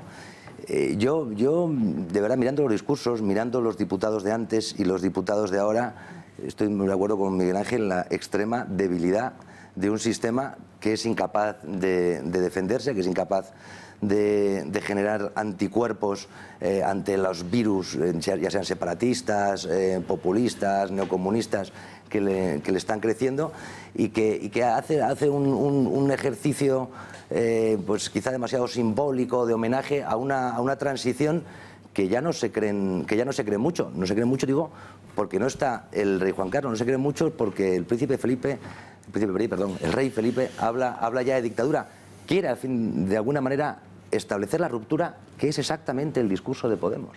El discurso de Podemos es: no hubo reforma, no se fue de la ley a la ley, hubo ruptura. O sea, perdón, hubo reforma y ahora debe haber ruptura. Cuando el rey Felipe recoge algo de ese planteamiento, está comprando, y en cualquier caso seguimos en esa deriva que empezó en 1978, que es creer que a quien quiere destruir España, que a quien quiere destruir un modelo de convivencia, contentándole un poquito, se va a calmar. Decía Alejandro, la izquierda ha traicionado. La izquierda no ha traicionado en absoluto. La izquierda aceptó aquella porción de poder en el 68 porque no podía aspirar a más. Porque no podía aspirar a más. Pero sabían, que dijeron, el Partido Comunista no ha sido monárquico nunca. Aceptamos el rey por ahora. Aceptamos la bandera por ahora. Los separatistas dijeron, aceptamos las comunidades autónomas por ahora, porque ahora no obtenemos fuerza. Porque la sociedad española ahora, pasados los años, aquí están con esas exigencias que se cedió en el 78 y ahora estamos pagando las consecuencias. Y por último, me ha parecido especialmente triste, de verdad, no es una reflexión política, es una tristeza personal, la referencia del rey Felipe a las víctimas del terrorismo, que siempre tienen que estar presentes en este tipo de actos. Pero en este acto era especialmente triste porque esas cortes, las que se estaban celebrando, las del año 1977, puestas en pie, declararon una amnistía que puso a más de 1000 terroristas en la calle, de los cuales más de la mitad de ellos volvieron a asesinar años después, en el año 78, 79, 80, hasta los 90. Esos diputados que ahora estaban apoyando a las víctimas pusieron en libertad a los asesinos de las víctimas del terrorismo. Borja. Bueno, yo estoy muy de acuerdo con cosas que se han dicho aquí. Primero, lo que decía Miguel Ángel, o sea, tenemos que tener claro, además lo hemos comentado en muchísimas ocasiones, que grupos como Podemos, lo que vienen, aparte de los independentistas y demás, pero sobre todo aquellos que tienen un espectro nacional, vienen a destruir las instituciones, a ponerlas en tela de juicio, a utilizarlas como un circo mediático y a ponerlas, a quitar el valor que tienen de cara a la gente. Y lo están consiguiendo en algunos sectores, con cosas como estas, se ponen camisetas, se visten de, yo qué sé, de Superman, lo que sea, con tal de que parezca todo menos algo que mereces tener o ser respetado. Decías antes, Kiko, que efectivamente los comunistas aceptaron a regañadientes todo lo que les llegó. Efectivamente, Carrillo reconoció la unidad de España y reconoció la monarquía. Pero fíjate los sectarios que son los hijos de los que nos condujeron a la transición, que ni tan siquiera han conocido la dictadura, los sectarios que son, que no han sabido quizás ni siquiera interpretar que fue un modelo de convivencia lo que utilizó Carrillo y una situación, bueno, pues que a lo mejor no tenía otra salida en ese momento, y por eso no le aplauden, por eso no le han aplaudido, porque ellos no conciben a Carrillo como un camarada. Porque Carrillo apostó por España y apostó por la monarquía. Y como último detalle, para que veamos lo sectarios que son este tipo de gente y lo que tenemos que avisar continuamente a todos los españoles de que no les debemos dejar un espacio de decisión en política, que no se puede volver a repetir lo que ha sucedido en las alcaldías de España, tales como Cádiz, por ejemplo, por poner un ejemplo, Coruña, Ferrol, etcétera, es que a Garzón, antes de que destruyera Izquierda Unida, le sancionaron en Izquierda Unida porque llamó una vez rey al rey. Claro. O sea, es que esto es real, verídico y está escrito. Entonces, cuidado a lo que nos estamos enfrentando. Unos tipos tan sectarios que son capaces de sancionar a su líder por haber denominado rey a quien es rey.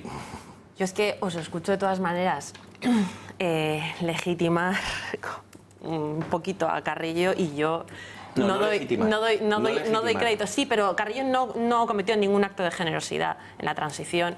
Más bien fue un genocida total. No fue generosidad, fue una salida adelante. Sí, sí, por eso precisamente.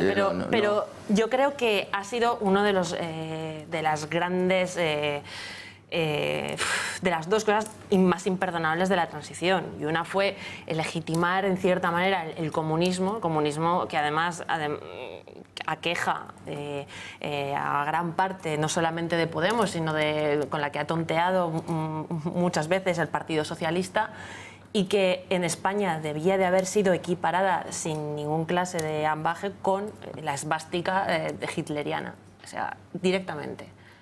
Y lo que pasa ahora mismo es que se ve como una especie de signo de posmodernidad o algo que, no sé, yo sinceramente no doy crédito.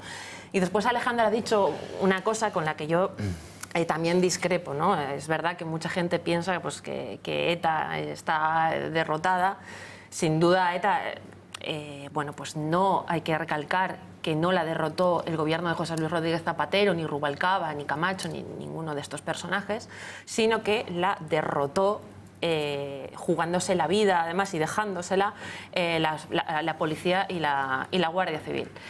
A ETA no se la ha derrotado, a ETA se la ha encorbatado y se la ha burocratizado, se la ha dotado de fondos públicos, de privilegios, se la ha metido en el Congreso, en los ayuntamientos, en todas las instituciones, manejando ingentes cantidades de fondos públicos y de datos privados de todos los ciudadanos españoles.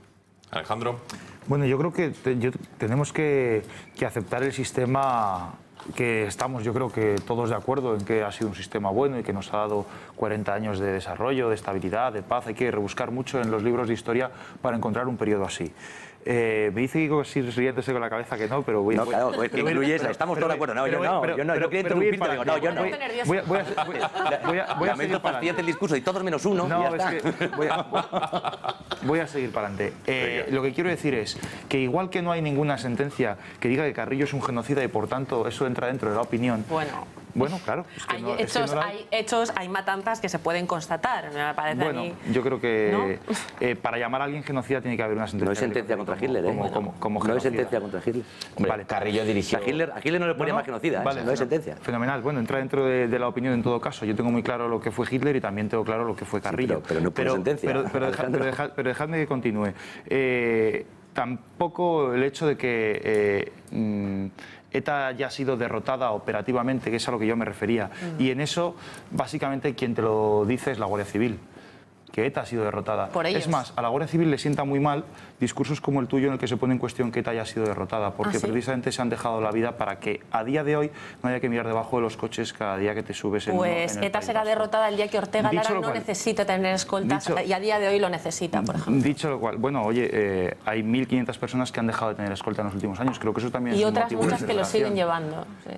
Pero, y nada, y termino con esto. Creo que si nos creemos el sistema y lo elogiamos, lo tenemos que elogiar con las cosas que nos parecen bien y con las cosas que nos parecen mal. Porque si solamente nos quedamos con lo que nos gusta a nosotros, entonces estamos hablando de otra cosa. ¿De qué? A mí algo distinto a lo que tenemos. Yo creo que yo valoro mucho lo que tenemos, pero también soy consciente de lo que está mal hecho. Es que lo que desgraciadamente, bajo mi punto de vista, que tampoco me gusta verles ahí, pero es que a día de hoy lo que es el histórico brazo político de ETA está ahí porque el Tribunal Constitucional se lo permitió. Efectivamente, Tribunal Constitucional copado por políticos 5-6, y aquellos 6 que votaron fueron del Partido Socialista. Sí, claro, eso me refiero, o sea, que cuando sale algo bien nos gusta y cuando no... No, pero por eso yo creo que un sistema que llegó precisamente hablando de libertad de poder expresar, tampoco tiene que saber aguantar y encajar la crítica de quienes no nos gusta, ¿no? Yo creo que una comparación efectiva y real sobre la España que recibieron los políticos en el año 70 y la que están dejando ahora esos políticos no resiste una comparación exhaustiva, de verdad, creo, por datos, desde los del paro, la clase media, el número de presos, la potencia industrial, la capacidad económica de esa clase media, el volumen del Estado, la libertad individual.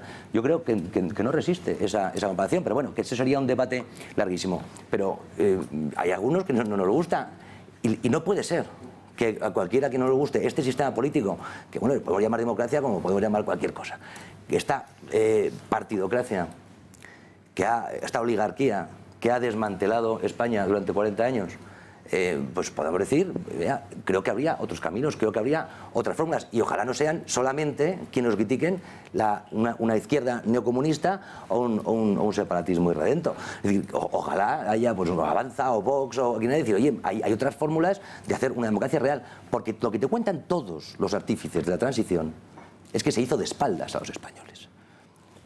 Un detalle, en esas primeras elecciones del año 77, el orden en el que los partidos políticos aparecieron por primera vez en televisión española estaba pactado.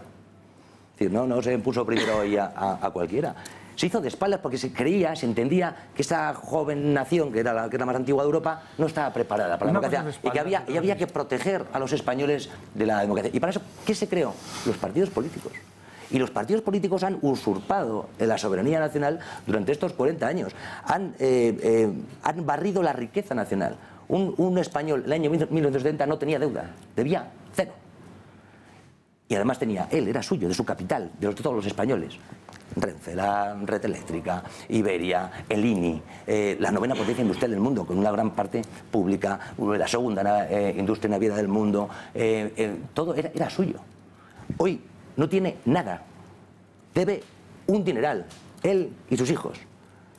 Y además ha visto cómo esa riqueza que existía se le han repartido unas oligarquías, unos pocos, a través de multinacionales, de echar la puerta giratoria, el ministro, el magistrado, todos esos que acababan en esas multinacionales, Repsol, Camsa, todo lo que era de todos los españoles, que se han quedado unos pocos. Esa es mi visión y yo creo que es tan legítima como cualquier otra.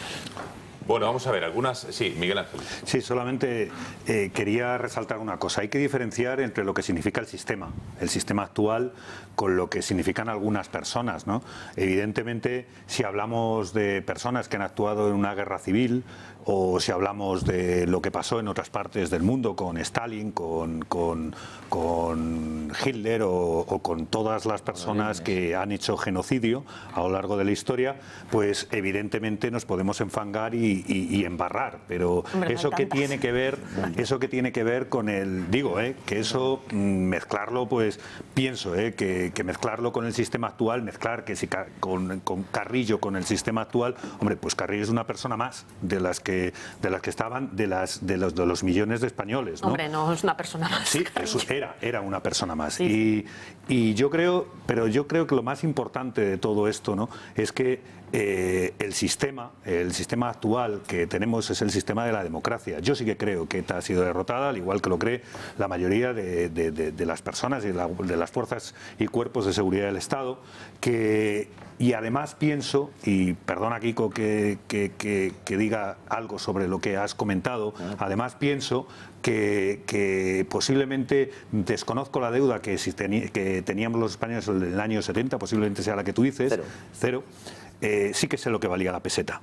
Sí que sé lo que valía la peseta, que como tú sabes tiene bastante relación con la deuda, igual que el gasto público también. Y el gasto público también. Y sé que, por ejemplo, no en el año 70, pero sé que en el 86 había mucha más riqueza que en el 70, había $5.000 de renta per cápita, cuando se hizo la sanidad universal.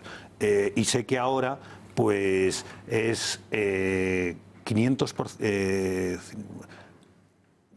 casi 1000% más que lo que era en esa época, o 800%, sí, bueno, claro, una barbaridad. Pero las reales, el nivel de convergencia de renta per cápita en España, con el núcleo duro de Europa, el año que está más cerca es 1973. Ya. Y la deuda que tú dices que tenemos ahora mismo, que es aproximadamente el Producto Interior Bruto de un año, lo que producimos todos los españoles y todo nuestro producto durante un año, pues si la comparamos con el nivel de renta, si la comparamos con el déficit, si la comparamos con el gasto público, posiblemente no nos hagamos trampas en el solitario. No, de verdad, posiblemente no nos hagamos trampas. Si es que hay menos clase media. Si es que hay menos clase, si es que son datos, si es que no se pueden pagar las pensiones, si es que no hay relevo generacional. Pero si es un sistema que está abocado al desastre, pero porque no tienen ni relevo generacional, deben más de lo que produce. En el año 65 millones de españoles tenían que salir sin casi formación, no como ahora, sin casi formación. Ahora fenomenal, porque ahora los formamos, que cuesta dinero, y luego los mandamos fuera. Mucho mejor, claro. Pero digo que salían sin casi formación, como salieron mis padres, a trabajar fuera de este país porque no tenían para comer.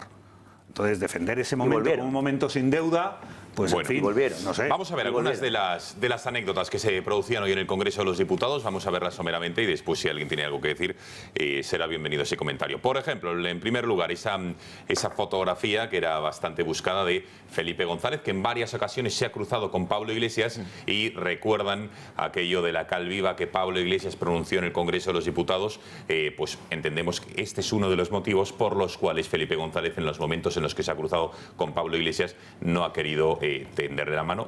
Tampoco se ha visto el ademán de Iglesias por saludar al expresidente del gobierno. Vamos a recordar lo que decía en su día Pablo Iglesias para intentar entender al expresidente González. Señor Pedro Sánchez, claro que podría haber un gobierno de progreso que obtuviera los apoyos parlamentarios. El problema no es ese. El problema es que a usted le han prohibido gobernar con nosotros. Lo dijeron algunos de los miembros de la vieja guardia de su partido. Lo dijo el señor Felipe González. Sí, el que tiene el pasado manchado de cal viva. Cuídese de él, señor Sánchez. Cuídese de él, porque son malos consejeros. Bueno, pues esta es una de las famosas delicadezas que le dijo Pablo Iglesias. Bueno, otro de los momentos, Alfonso Guerra era uno de los asistentes, que también se encontraba este histórico dirigente del Congreso, y ha recibido una atronadora ovación, desde luego por todos los diputados socialistas, que contrastan, por cierto, con la soledad que ha tenido Pedro Sánchez. Estaba en la tribuna del Congreso de los Diputados y estaba absolutamente solo. Vamos a ver esa fotografía del secretario general del Partido Socialista. Más abajo vemos al presidente del Tribunal Supremo, a José María Aznar, pero Pedro Sánchez estaba solo, ahí le ven en esas imágenes, en la tribuna del Congreso de los Diputados. Algunas anécdotas más, los claveles hemos visto del partido de Podemos, que venían de ese acto homenajeando a lo que consideran las víctimas del franquismo. Ahí ven todos portadores con Garzón a la cabeza de esos claveles rojos, y también hemos visto al Partido Demócrata de Cataluña, la antigua Convergencia, como ha portado unos cartelitos con unas urnas donde pedían, o se le han mostrado, por cierto, justo delante de una bandera de España, al jefe del Estado, al rey Felipe VI, que la posibilidad de poder votar el 1 de octubre en ese referéndum independentista. Por cierto, quiero que escuchen a la presidenta del Congreso el momento en que la verdad es que los diputados de Podemos, a diferencia de otras ocasiones, sí que se han puesto de pie, pero no han aplaudido gran parte de las menciones que ha hecho el rey Felipe VI y Ana Pastor, pero sí que ha habido un momento que han querido aplaudir. ¿Saben cuándo? Vean. Como también está en la memoria de todos aquella primera mesa del Congreso, el presidente Modesto Fraile, los vicepresidentes Dolores Ibarruri y Rafael Alberti, y dos jóvenes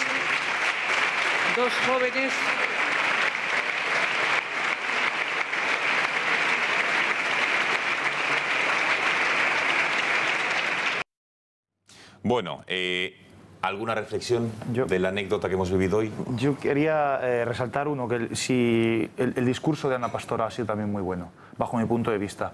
Y mis compañeros que trabajan en el Congreso me dicen que suele hacer discursos muy buenos, incluso en los actos aparentemente más irrelevantes. Sí. El otro día, no sé, por ponerte un ejemplo, hubo un acto con diputados que fueron en su día Boy Scouts, hizo un gran discurso. Te quiero decir que me parece que es una figura política que nos está sorprendiendo desde su posición de presidenta del Congreso.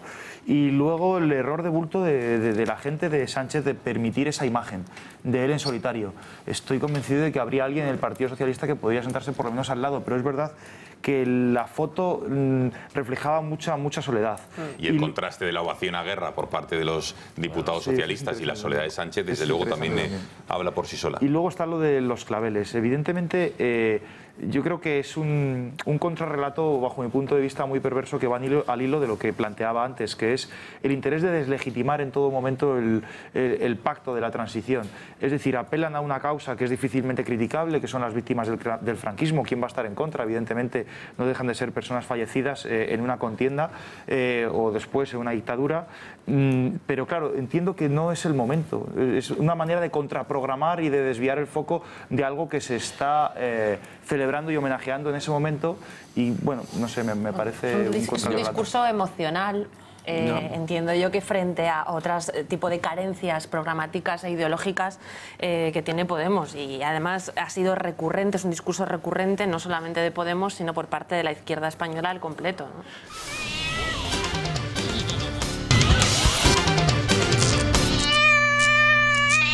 Contarles ya el caso de Carmen. Carmen es una propietaria de una vivienda en el barrio de Tetuán de Madrid, que es invidente, que hace poco le operaron de un tumor en la carótida. Afortunadamente la operación parece ser que fue bien, y que por recomendación médica, entre otras cosas, se fue a pasar unos días fuera de Madrid, pese a que no dejó su casa, donde reside habitualmente, desalojada, sino que iban viniendo recurrentemente ella o su hermana, junto con su cuñado, que es con quien vive en su casa, a la casa pues para ir revisándola, ir cuidando, entiendo yo, de las plantas, de los enseres, etcétera, etcétera. ¿Qué es lo que ocurrió? Que el pasado martes por la noche, a estas horas, hace menos de 48 horas, una familia, porque hay niños de ocupas, entró en la casa. Al día siguiente le comunican a Carmen que su vivienda parece ser que la han ocupado, y cuando van a intentar recuperarla, van a intentar ir a la casa, se dan cuenta que ya estos ocupas han sido tan rápidos que cambian la cerradura, el bombín, con lo cual avisan a la policía acude, y cuando la policía pretende entrar y ve que hay una familia que ha cambiado el bombín, la cerradura, y que tiene niños pequeños, la policía les dice a Carmen, a su hermana, a su cuñado, que no pueden hacer nada y que no les puede echar. Luego está la cuestión de los suministros básicos, del gas, de la electricidad, porque Carmen dijo, bueno, voy a cortar todo esto, pero las compañías eléctricas les han dicho que no lo pueden hacer porque si no sería un delito de coacciones. Con lo cual, este es el reportaje y el testimonio que van a escuchar, que ha hecho nuestra compañera Patricia Tenorio con Ana. Ana es la sobrina de Carmen, que nos ha contado en este reportaje su testimonio. La ven en sus pantallas, está detrás de esa mampara blanca. Ana nos dará ahora su testimonio, la historia de lo que ha ocurrido. No quiere revelar su identidad ni su rostro, evidentemente por la angustia y la dificultad que están viviendo. Vamos a ver la historia de esta ocupación a Carmen. Ayer nos avisan a las 9:15 de la noche y nos dicen que el piso de mi tía ha sido ocupado por unas personas. Imagínate la situación. Lo que hacemos primero es avisar a la policía municipal, porque no nos atrevemos a acercarnos hasta el piso. Y conseguimos que abran la puerta a la policía municipal después de insistirle muchísimo. Hay una mujer embarazada con 3 menores. Ni siquiera podemos entrar ya con nuestras llaves porque sería allanamiento de morada, siendo nuestro propio piso. Habían cambiado ya el bombín de la puerta. ¿Cuánto tiempo llevaba vacía esa casa? Pues 15 días. 15 días que mi tía le han operado de un tumor. Ella es invidente total y necesita de alguien que esté continuamente con ella. Entonces alternaba 15 días en una finca y 15 días en este piso. A ella lo que más le duele ahora mismo es que le han quitado su casa. Su casa, y por lo que tanto habían luchado mis abuelos con tanto sacrificio. Además mi tía no está pasando una buena época personal. ¿Y os planteáis pagar a Desocupa? En parte sí, por tranquilidad. Nos están pidiendo una cantidad de 10.500 euros. Supuestamente es la mitad para la gente que está en ese piso, porque ellos negocian. ¿Y nos habéis planteado ir a la puerta, llamar, pedir explicaciones? Nos da miedo. Nos ha dicho la policía municipal que son gitanos. Y encima no te puedes tomar la justicia por tu mano. Porque sales perdiendo tú. ¿Qué haces? ¿Esperar a que funcione la justicia? ¿Cuánto?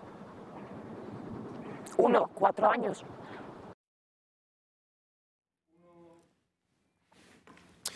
Bueno, está con nosotros Ana, la sobrina de Carmen, a quien agradecemos que en estos momentos difíciles que está pasando la familia esté con nosotros.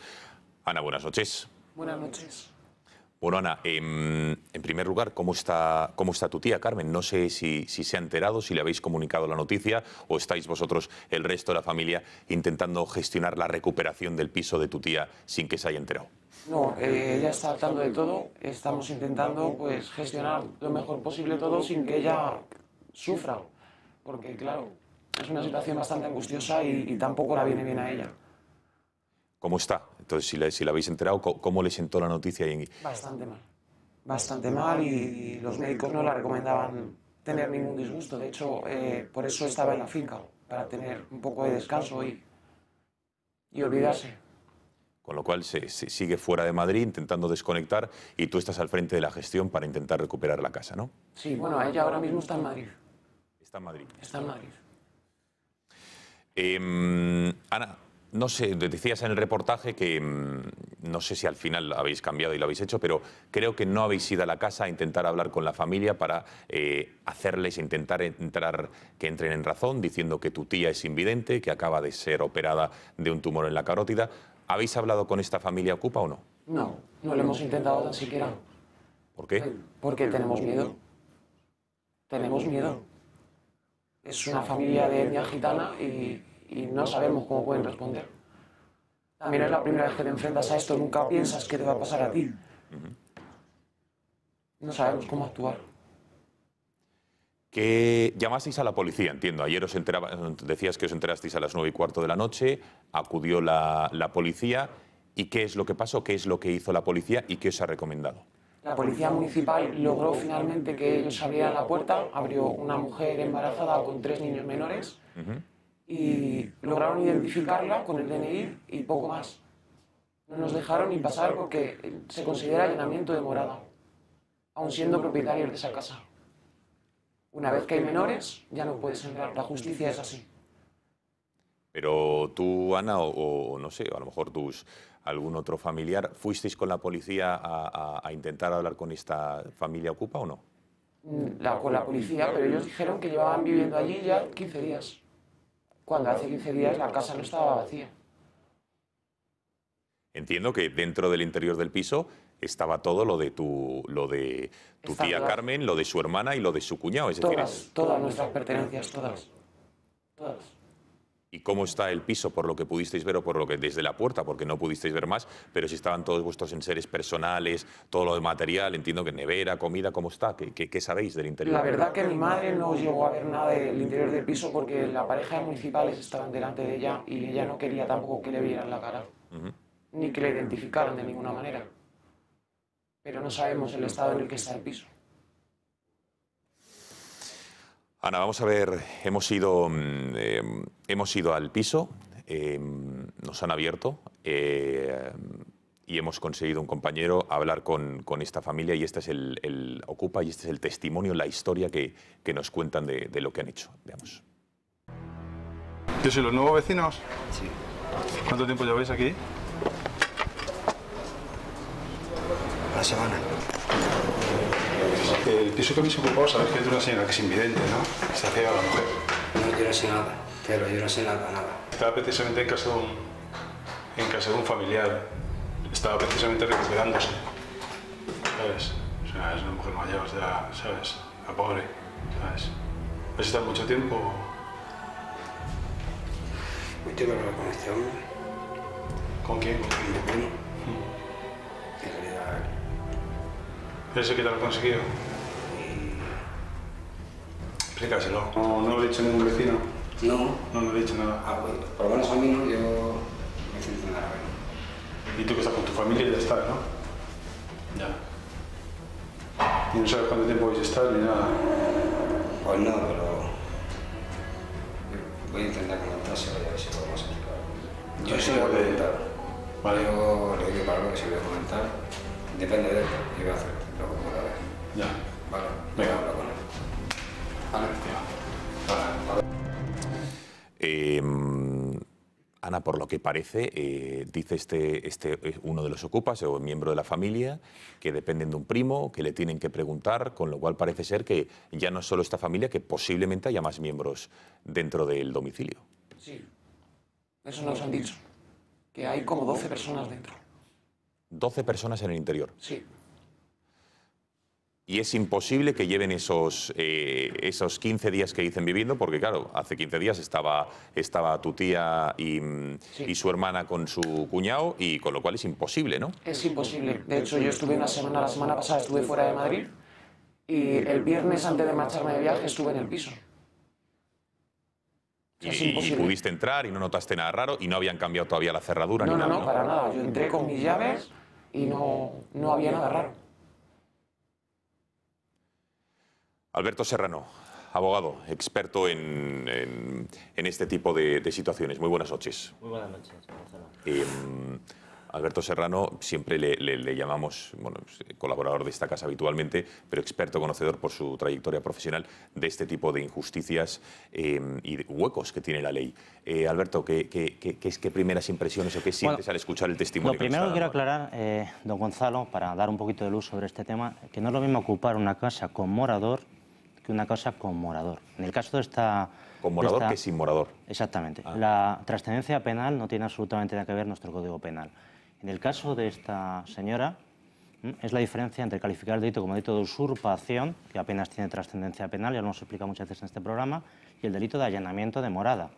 Yo creo que la Policía Municipal, modestamente lo veo así, creo que ha cometido un error en este caso, porque lo ha calificado mal, no se ha percatado de las circunstancias, pero lo que ha hecho esta señora, en función de lo que ella ha descrito, es le han quitado su propiedad cuando estaba viviendo allí. Eso se llama allanamiento de morada. En estas circunstancias... Pero un segundo, Alberto, cuando dices morador o sin morador, ¿te refieres a que esté en el momento de la ocupación dentro o no hace falta que esté dentro? No hace falta que esté dentro. O sea, que sea su vivienda habitual. Su vivienda habitual, una persona entra y se la quita y no me deja pasar a mi vivienda habitual domiciliado allí. Bueno, pues en esas circunstancias el Código Penal lo tipifica como allanamiento de morada, que esto es más grave. La trascendencia que tiene esto, desde un punto de vista del derecho penal, es que la obligación del juzgado, cuando tenga conocimiento de este hecho delictivo, es adoptar medidas cautelares de manera inmediata. De manera inmediata, con independencia de que puedan resultar o no culpables de esta acción, tiene que, de manera inmediata, devolverle la propiedad a su legítimo morador. Lo que pasa es que, bueno, una medida cautelar en este país puede ser 3 meses, 6 meses o lo que sea. Pero yo lo que les recomendaría... ¿Y serían, perdona, 3 meses o 6 meses con la situación actual, con los ocupas dentro de la vivienda? Bueno, es que la justicia y esta señora... Carmen, invidente, fuera de su domicilio. Bueno, 3 meses, 6 meses o una semana. Esto habría que verlo en función de cómo trabaje ese juzgado en cuestión, porque bueno, estos son los problemas de la justicia. Un día hablaremos de esto, de cómo funcionan los juzgados como prácticamente entes autónomos, ¿no? Y cada uno tiene una reacción con las mismas leyes que generan diferentes reacciones. Yo lo que les recomiendo a estos señores, porque la trascendencia es muy distinta a otros supuestos que hemos analizado, es que directamente, pero esta misma noche, se vayan a la Plaza de Castilla y lo denuncien como tal. Yo tenía una vivienda en propiedad con todos mis enseres dentro y estos señores me la han quitado. O sea, lo denuncien como un allanamiento de morada. Efectivamente. En la Plaza de Castilla, para enterarnos, Gonzalo, en la Plaza de Castilla hay un modelo de denuncias que puede rellenar cualquier ciudadano. Denunciar un hecho delictivo. Para eso no necesitas ni abogado, ni procurador, ni nada en absoluto. Simplemente rellenar un modelo que te pone a disposición. De hecho, lo normal es que los funcionarios que están, creo recordar, en la planta segunda, de ahí de la Plaza de Castilla, los mismos te ayudan, te auxilian para que tú puedas rellenarlo adecuadamente. Un segundo, Al margen de esto... Ana, vamos para intentar tener un diálogo con nuestro abogado. Llamasteis a la policía, no sé si habéis emprendido algún otro tipo de acción o de medida más allá del hecho de denunciarlo ante la policía. De momento no, porque en cuanto interpusimos la denuncia dijeron que hoy mismo, esta mañana temprano, iba la denuncia a los juzgados de Plaza Castilla. Ellos han perdido tiempo porque la policía ante esa situación lo denuncian a su vez en los juzgados. Ellos tenían que haber ido directamente al juzgado a denunciarlo y se hubiera agilizado un poquito más el procedimiento. Bien. Al margen de esto, Gonzalo, yo soy partidario siempre, que a lo mejor un compañero me mata, pero soy partidario de tratar de negociar. Todo es negociable. De negociar directamente con estos señores. Y sobre lo que ha comentado la señora, bueno, todos los ocupas son potencialmente peligrosos, no nos engañemos. Pero por mi experiencia, los menos peligrosos son precisamente los gitanos, porque saben lo que se traen entre manos, saben la trascendencia de lo que se trae entre manos. Y yo, sinceramente, han sido mis mejores experiencias en ese sentido de negociar con ellos. O sea, que todo lo contrario de lo que podría pensar, son personas en ese sentido razonables dentro de esa situación, ¿no?, de conflictividad, ¿no? Y, entonces, claro, bueno, sí, bueno, ¿es un delito o no, don Alejo? Porque hay determinados tribunales, muchos tribunales, que consideran este tipo de situaciones como estado de necesidad, de tal manera que eso en el Código Penal es una eximente que determina que esto sea impune penalmente. Es decir, yo tengo 3 niños, tengo que dormir en la calle, me meto en una casa, es un delito, pero tengo una eximente de estado de necesidad que neutraliza el delito y salgo total y absolutamente impune. Y otro tema que me gustaría puntualizar, Gonzalo, que es un segundo consejo que quería darle, si lo tiene a bien la señora, es que lo que dice el Tribunal de Justicia de la Unión, perdón, el Tribunal Europeo de Derechos Humanos, lo que ha venido diciendo desde el año 2009, no es que no se pueda echar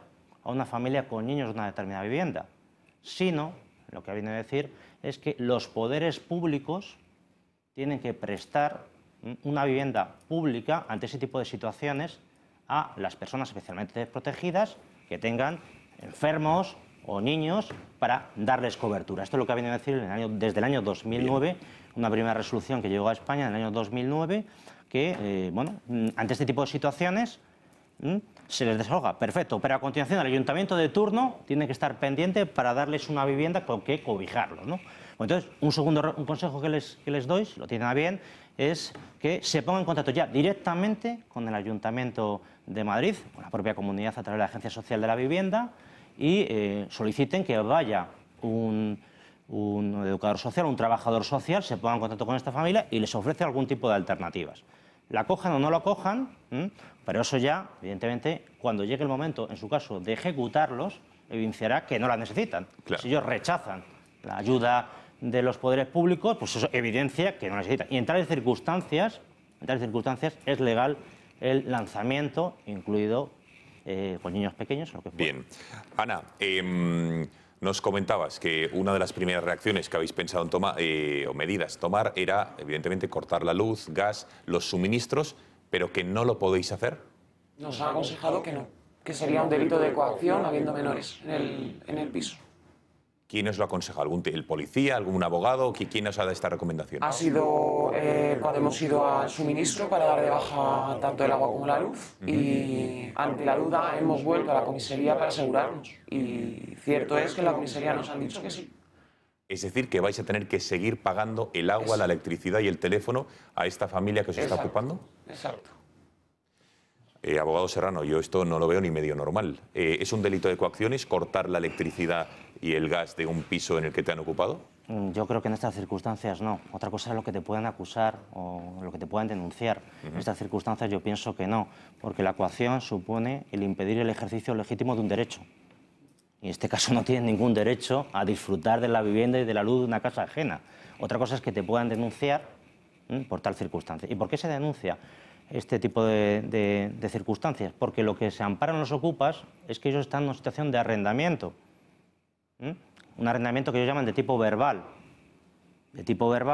Y que la propietaria la quiere de algún modo extorsionar quitándole este tipo de servicios. Estas situaciones también existen, Gonzalo. Hay gente, sobre todo estudiantes, que se meten en una vivienda con total desconocimiento de sus derechos y están sometidos a una situación de arrendamiento verbal y a partir de aquí, por lo que sea, quiere echarles el propietario y hace este tipo de cosas contra ellos. O sea que vamos a ver las dos caras de la moneda. Bien, a ver, abogado, ¿qué le parece esto? Porque nuestra compañera Patricia Tenorio ha hablado con los ocupas, a través, entiendo yo, del telefonillo, ahora lo verán, y entre otras cosas le dicen, no, yo estoy aquí porque a mí en un call center o en algún sitio de estos le vendieron o le dieron la vivienda. Vean. ¿Podríamos hablar un minuto contigo solo? No puedo, no voy a abrir la puerta y no quiero saber nada de nadie, ¿vale? Pero es solamente por saber vuestras necesidades también, por saber por qué la habéis necesitado ocupar. Pues porque estoy sola, no tengo marido y estoy con mis 3 hijos en la calle. ¿Vives tú ahí solamente con tus 3 hijos? Claro, estoy yo sola con mis 3 hijos. Y ahora quiero otro, que tengo otro. ¿Estás embarazada? Sí. ¿Y cuánto me has dicho que te había costado comprar la casa? No he dicho el precio, me han ayudado a mi familia. ¿Te han ayudado a tu familia? ¿Y qué persona te vende las llaves de esta casa? Pues son personas que se dedican a abrir casas o no lo sé. A mí es un rumano que se pone ahí a vender en el Cajomés. ¿Pero han tenido que cambiar el bombín y todo? Pues no lo sé, me imagino. Que no tendría la llave yo de la casa. ¿Pero y la casa tiene todos los enseres de la mujer que vive ahí? No, aquí no hay nada. Solo está la cocina y poco más. Pero está vacía, no hay nada. Claro, lo que hay lo he metido. ¿Y no te han dicho que la mujer que vivía ahí es una mujer con cáncer invidente? Aquí. ¿Y cuánto tiempo pensáis estar en la casa? Hasta que encuentre otra. Yo tampoco quiero estar así, pero claro, no me puedo permitir vivir en otro sitio ni pagar un alquiler. ¿Y ha venido la policía, sabes? Sí, vino ayer. ¿Y qué os han dicho? Nada, que me cogiera las cosas y me saliera, pero yo me pienso con mis hijos a la calle. ¿Y qué solución ves? Porque es que la mujer también está en una casa que no es suya. Ya, pero es que la señora aquí, si la señora necesita la casa, la señora hubiera... ¿El qué?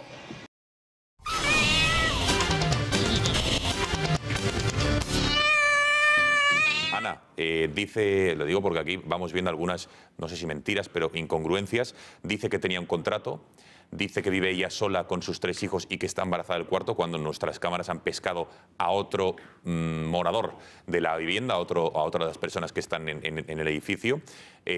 Así que dice que le dieron un contrato y que la compró en un cash converters de la zona. Desde luego todo esto suena a excusas, ¿no te parece? A chino. Suena a chino, claro. Están muy bien aconsejados y saben lo que hacen, desde luego. No es la primera casa que ocupan, seguro. Alberto, previsiblemente, o sea, si dice que vive sola con sus 3 hijos, que está embarazada de un cuarto, que eso no lo vamos a negar, había menores, lo ha dicho la policía porque los han visto, pero ya de entrada otros testigos han dicho que hay mínimo 12 personas en el interior. Un contrato, nosotros hemos visto en el ascensor a otro de los inquilinos, por llamarlo de otra manera, con lo cual saben perfectamente lo que hacen. Sí, lo que pasa es que, Gonzalo, un juicio no va sobre lo que ha pasado, va sobre lo que tú puedes demostrar. Entonces, claro, este es el problema. Ellos van a generar pruebas de algún modo a la medida y establecer su propia versión y tendrá que contrarrestarla adecuadamente con testificar de otros vecinos o lo que puedan tener a su disposición. A mí lo que me preocupa de esta situación, que es lo que quiero poner el acento, no es tanto en la figura del Ocupa, que en la inmensa mayoría, los que yo he podido observar, son gente desgraciada, por así decirlo, sino estos mafiosos que hoy por hoy, estos mafiosos que dedican a localizar viviendas y dárselos a estos otros señores, hoy por hoy no tienen ninguna trascendencia penal, no tienen ninguna trascendencia punitiva lo que hacen ellos, porque todos coincidiremos que estos señores ocupas tienen que ir fuera. Ahora, directamente a la cárcel, la señora con sus niños, pues yo sinceramente no lo veo. Pero otra cosa es el señor que monta el operativo, otra cosa es el señor que monta el operativo, que está vigilando por los barrios, y va ocupando aquellas viviendas que considera vulnerables, porque no nos engañemos de un tema. Normalmente, estos señores van tratando de ocupar viviendas de situaciones de personas especialmente vulnerables, porque es que la ocupación parece que es un problema de 4 ricos que viven en un castillo, que les han ocupado el castillo. No, perdón, la ocupación es un problema de barrios desfavorecidos, de personas trabajadoras, de jubilados. Esos son los que sufren realmente la ocupación, hasta el punto que a mí me consta que hoy en día en Madrid hay gente que se plantea ir de vacaciones a su pueblo porque al vecino de al lado le han ocupado la vivienda. Claro. Por cierto, mira, el banco te saca de la casa por falta de pago con niños dentro y en este caso la justicia no hace nada. Vomitivo. Venga, opiniones y reflexiones de Vamos a ver, yo, de la mesa. querido Gonzalo, según escuchaba a nuestro abogado, piensas que en España el Poder Legislativo, el Poder Judicial y el Poder Ejecutivo trabajan en contra de los intereses del pueblo español. Esto es kafkiano, en el sentido del proceso de Kafka. Ese individuo que es devorado por el Estado contra toda lógica, contra la verdad, contra la realidad, contra el sentido común, contra la razón, es devorado por el Estado. Eso es lo que le está sucediendo a esta familia y a cientos de familias en España. Pero ¿por qué nos perdemos en argumentos de leguleyos? Mire usted, esta casa es mía. Entro y salgo de ella cuando quiero. Porque esté vacía, usted no tiene ningún derecho a entrar en mi casa. Ni con niños, ni con ancianos, ni con perritos, ni con la cabra. ¿Qué es eso de que como yo me he ido de casa, que es lo que le estaba diciendo a Patricia cuando se le ha cortado, si esta señora tuviera interés en su casa, no se habría ido? Oiga, yo me voy cuando me da la gana, claro, y sobre todo de mi casa. Ya, pero... Y eso no le capacita a usted a invadir mi casa.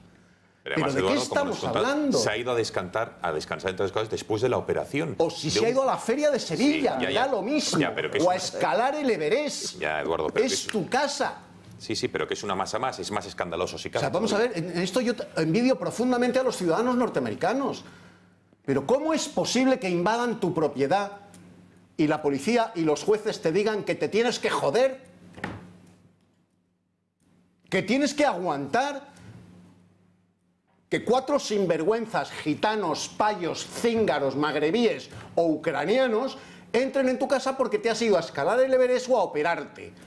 ¿Pero en qué país vivimos? Pues, ¿Pero esto qué coño es de país? Sí, yo lo que quería decir, Alberto, apuntando lo que dice Eduardo, es que, bueno, lo que reclama Eduardo es que la propiedad tuviera una protección urgente, preferente por el mundo del derecho. Es que la policía tenía que estar capacitada. Oiga, mire, acaba de entrar en mi casa una familia de cíngaros o de ucranianos y sacarlos a patadas en el culo, la policía. Eso sería una protección en el minuto urgente. 1. Te pongo un ejemplo de lo que es una protección urgente. Hay ciudadanos extranjeros que se les va a expulsar y a continuación se localiza un juez y el juez paraliza el avión para que no se expulsen esos ciudadanos extranjeros y se vele por sus derechos. ¡Es de locos! Y se paraliza un avión en mitad de un aeropuerto. Esto pasa habitualmente. Entonces, ¿cuál es el problema de la propiedad? Lo hemos comentado muchas veces, Gonzalo, que no es un derecho fundamental en la Constitución. Un derecho fundamental supone que es un derecho especialmente protegido. Este no es el caso de la propiedad. Las leyes que tenemos lo protegen insuficientemente y protegen otro derecho fundamental, ese sí, que es el domicilio. El domicilio es sagrado en este país, pero la propiedad no. Y luego tenemos un tercer problema que le va a encantar. Es que en este país todo es mentira. Sí. Un Estado que no protege a sus ciudadanos es un Estado que no merece la pena. ¿Cuál es el tercer problema? Le va a encantar a don Alejo. Tenemos un servicio público de la justicia especialmente deficiente. ¿Y por qué? Don Alejo siempre ha hablado de la duplicidad de funciones, duplicidad de órganos. Bueno, en el caso de la justicia no hay duplicidad, no hay triplicidad, hay cuadriplicidad de poderes públicos metidos en un juzgado. Y lo explico rápidamente. El juez depende del Consejo General del Poder Judicial. Los funcionarios dependen o del Estado o de la comunidad autónoma. El secretario judicial, actual letrado de la Administración de Justicia, del Ministerio de Justicia. Y la policía judicial, en muchos casos, son policías locales que dependen del municipio. 4 poderes públicos tratando de coordinarse para dictar esa resolución judicial que finalmente acabe en el lanzamiento y la recuperación de la propiedad. Usted comprenderá que esto no puede ser eficiente. Martu, un momento, venga. Martu, por favor. Es de locos. Estando de acuerdo con todo lo que se ha dicho en la mesa, es verdad que el Estado, cuando quiere, por ejemplo, hubo un tiempo en España que vivir de alquiler, había profesionales del impago de alquiler, ¿no? Sí. Y gente que se metía en tu casa, no te pagaba el alquiler y tardabas 2 o 3 años en echarlo y te dejaban. Y se hizo, que lo hizo entonces Carmen Chacón y que nos han dicho de todo por ello, pero que yo lo he defendido y lo sigo defendiendo, una ley de desahucio express, ¿no? En el año 2009. Que era un desahucio por impago entre particulares por impago del alquiler. Oiga, yo tengo mi piso o el que me he heredado de mi madre y aprovechando el dinerillo que saco de ahí, pago mi hipoteca o me voy efectivamente a escalar el Everest porque es mi dinero y con él hago lo que me da la gana. ¿Claro? Y nadie puede ocupar. Y entonces, si se hizo entonces, ahora solamente es una cuestión de voluntad. Hágase una ley de desahucio express en el caso de los ocupas. De un lado, esto es sencillo de hacer. Se hizo aquello, a imagen y semejanza de aquello, hágase esto. Pero me parece otra cosa más importante. Póngase el hincapié en las mafias que se están forrando con esta pobre gente que deja su casa 15 días y se la ocupan, y la otra pobre gente que vive en situación desesperada porque en España hay un problema grave de vivienda, ¿no? Pues en vez de que sean víctimas uno y víctimas otro, entonces hay que, para solucionar una cosa grave como que a alguien le ocupe su casa, hay que ir contra las otras víctimas de este problema, que son los que no tienen casa. Váyase a por los golfos que se están forrando, que son esas mafias oye, que es que estamos hartos. Pones cualquier día la tele a cualquier hora del día y hay un documental explicándote que en una urbanización en no sé dónde hay 7 que cobran 5.000 euros o 10.000 euros por darte una casa. Sobre lo que dice No, un momento, Alberto. Sí. Vamos recopilando y luego si queréis vas respondiendo a todo. Ana, entiendo que la rabia e impotencia es el sentimiento que ahora mismo tenéis, ¿no? Muchísimo, muchísimo. No sabemos qué hacer. ¿No sabéis qué hacer? Mi tía ahora mismo también está en una situación de desamparo. Le han quitado su casa, sus pertenencias, su vida. Es que encima ni siquiera, y eso ya sería, vamos, un acto mínimo, la deferencia de que, bueno, entre y por lo menos coja algo que necesiten. Estoy pensando en, no sé, en ropa interior, cualquier ser, medicinas que pudiera haber dejado tu tía en ese domicilio, ni siquiera eso. Nada. Ana, ¿qué les dirías a esta familia de Ocupas? No sé si estarán viendo la televisión, si mañana lo verán por el eco que pueda tener esta entrevista, por YouTube me da exactamente igual. ¿Qué les dirías si nos están escuchando? Que yo entiendo su situación perfectamente, pero que también entiendan la nuestra. Han entrado en una propiedad que es una casa que estaba ocupada. Mi tía vive ahí.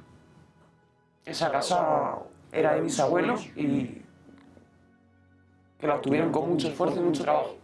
Mi tía es lo único que tiene. No tiene nada más tu tía. No. ¿Qué va a hacer cuando regrese a Madrid, Carmen, tu tía? Pues no lo sabemos. No sabemos el proceso que llevará todo.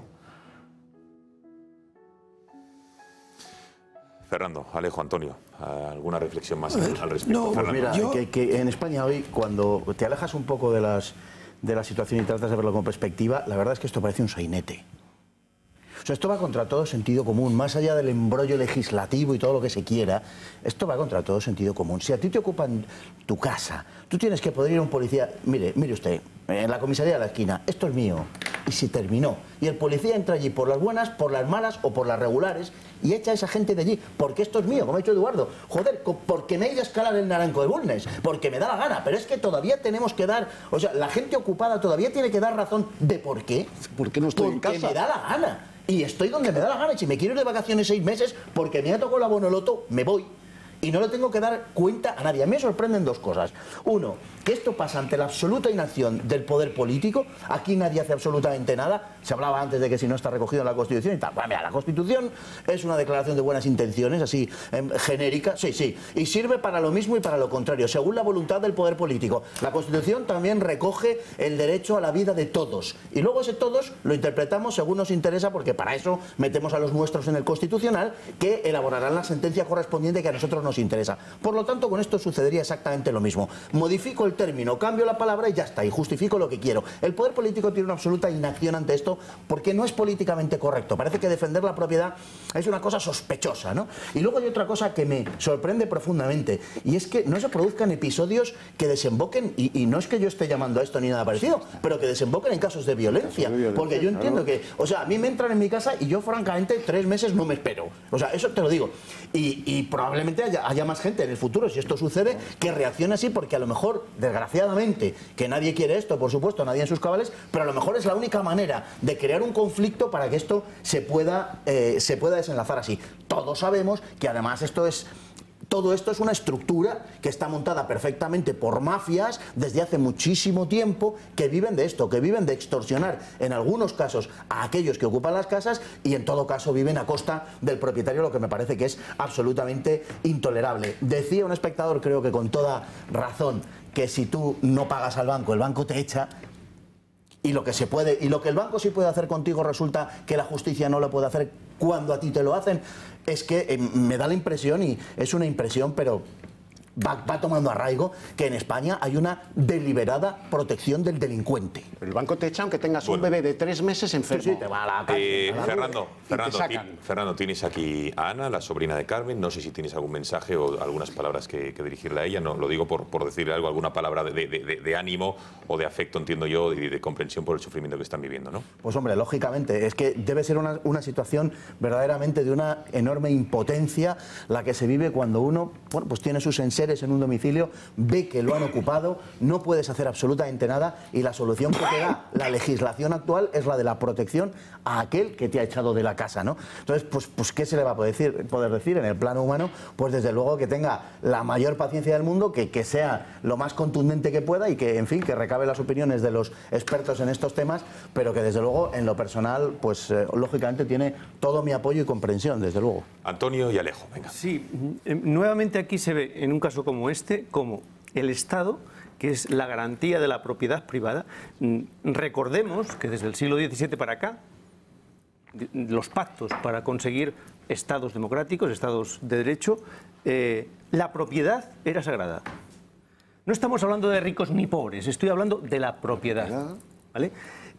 Si empezamos a olvidar principios básicos de por qué el Estado es el Estado, si no nos garantiza la seguridad, y la seguridad es la seguridad física, la seguridad de tu libertad, la seguridad de tu propiedad, estamos apañados.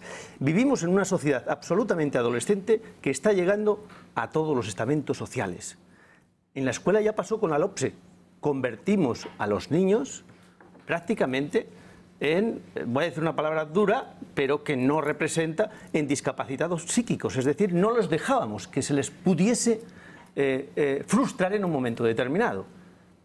Todo tenía que ir bajo ese principio básico de progresa adecuadamente. No los enfrentábamos a la realidad. La realidad no es exactamente lo que dice la LOPSE, sino que la realidad es dura y tienen que aprenderlo de pequeños. En este tipo de cosas está pasando lo mismo, es decir, nos estamos acostumbrando a hacer un entramado de leyes que al final quien se beneficia es aquel que no debería hacerlo. Y hay un problema básico, que se están confundiendo dos problemas. Uno es el problema de miles de familias, de miles de personas que viven una tragedia personal tremenda y que ese problema no solo es suyo, sino también el del Estado para prever, ayudar, facilitar para que esto no ocurra. Y otro es el de la propiedad, el que tiene una propiedad. El que tiene una propiedad no hay que mezclarlo con el que tiene una necesidad. Claro. Son dos cosas distintas. Si no empezamos a pensar la realidad en estos términos, al final lo que estamos haciendo es poniendo parches a las cosas. Y al final nadie entiende nada. A mí me ha encantado cómo Alberto ha explicado las cosas y al final, con su sabiduría jurídica, acabas diciendo, vaya galimatías, cómo salimos de aquí. Bueno, cuando tenemos esa confusión de ideas jurídicas para solucionar eso, estamos mal. Estamos muy mal. Totalmente. Alejo, venga.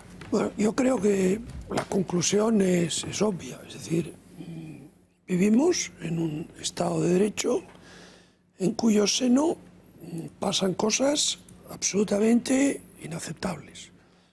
Por ejemplo, vivimos en un Estado donde en una parte de su territorio las familias no pueden escolarizar a los niños en la lengua oficial de ese Estado. Una cosa absolutamente asombrosa. No pasa en ningún otro lugar del mundo. Del mundo. Bueno, vivimos en un Estado donde golpistas confesos preparan el golpe públicamente financiados por el Tesoro Público. Eso no pasa en ningún otro Estado que yo conozca del mundo.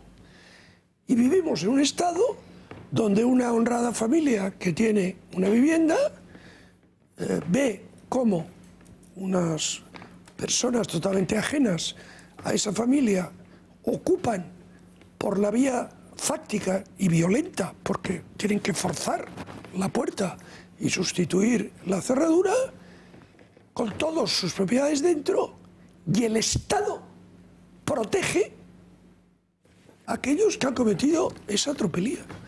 Entonces, como todo eso repugna a la razón y es absolutamente delirante, yo creo que, bueno, vamos a una situación donde se producirán cambios traumáticos, porque no hay sociedad que aguante esta locura.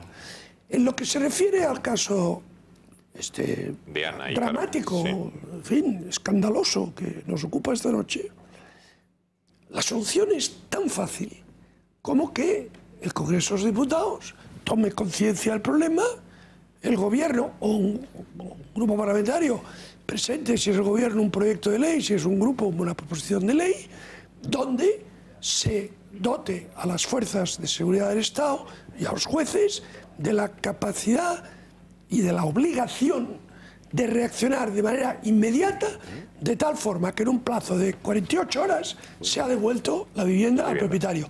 Eso sería perfectamente factible, basta con hacer una ley que así lo dicte. Y no lo hacen. Entonces, claro, ante tal desidia del Estado, lo único que podemos hacer, aparte de indignarnos, es, como digo, pues prepararnos, porque aquí va a pasar algo. Sin duda. O sea, falta de voluntad política que tendrá consecuencias. Ana, muchísimo ánimo.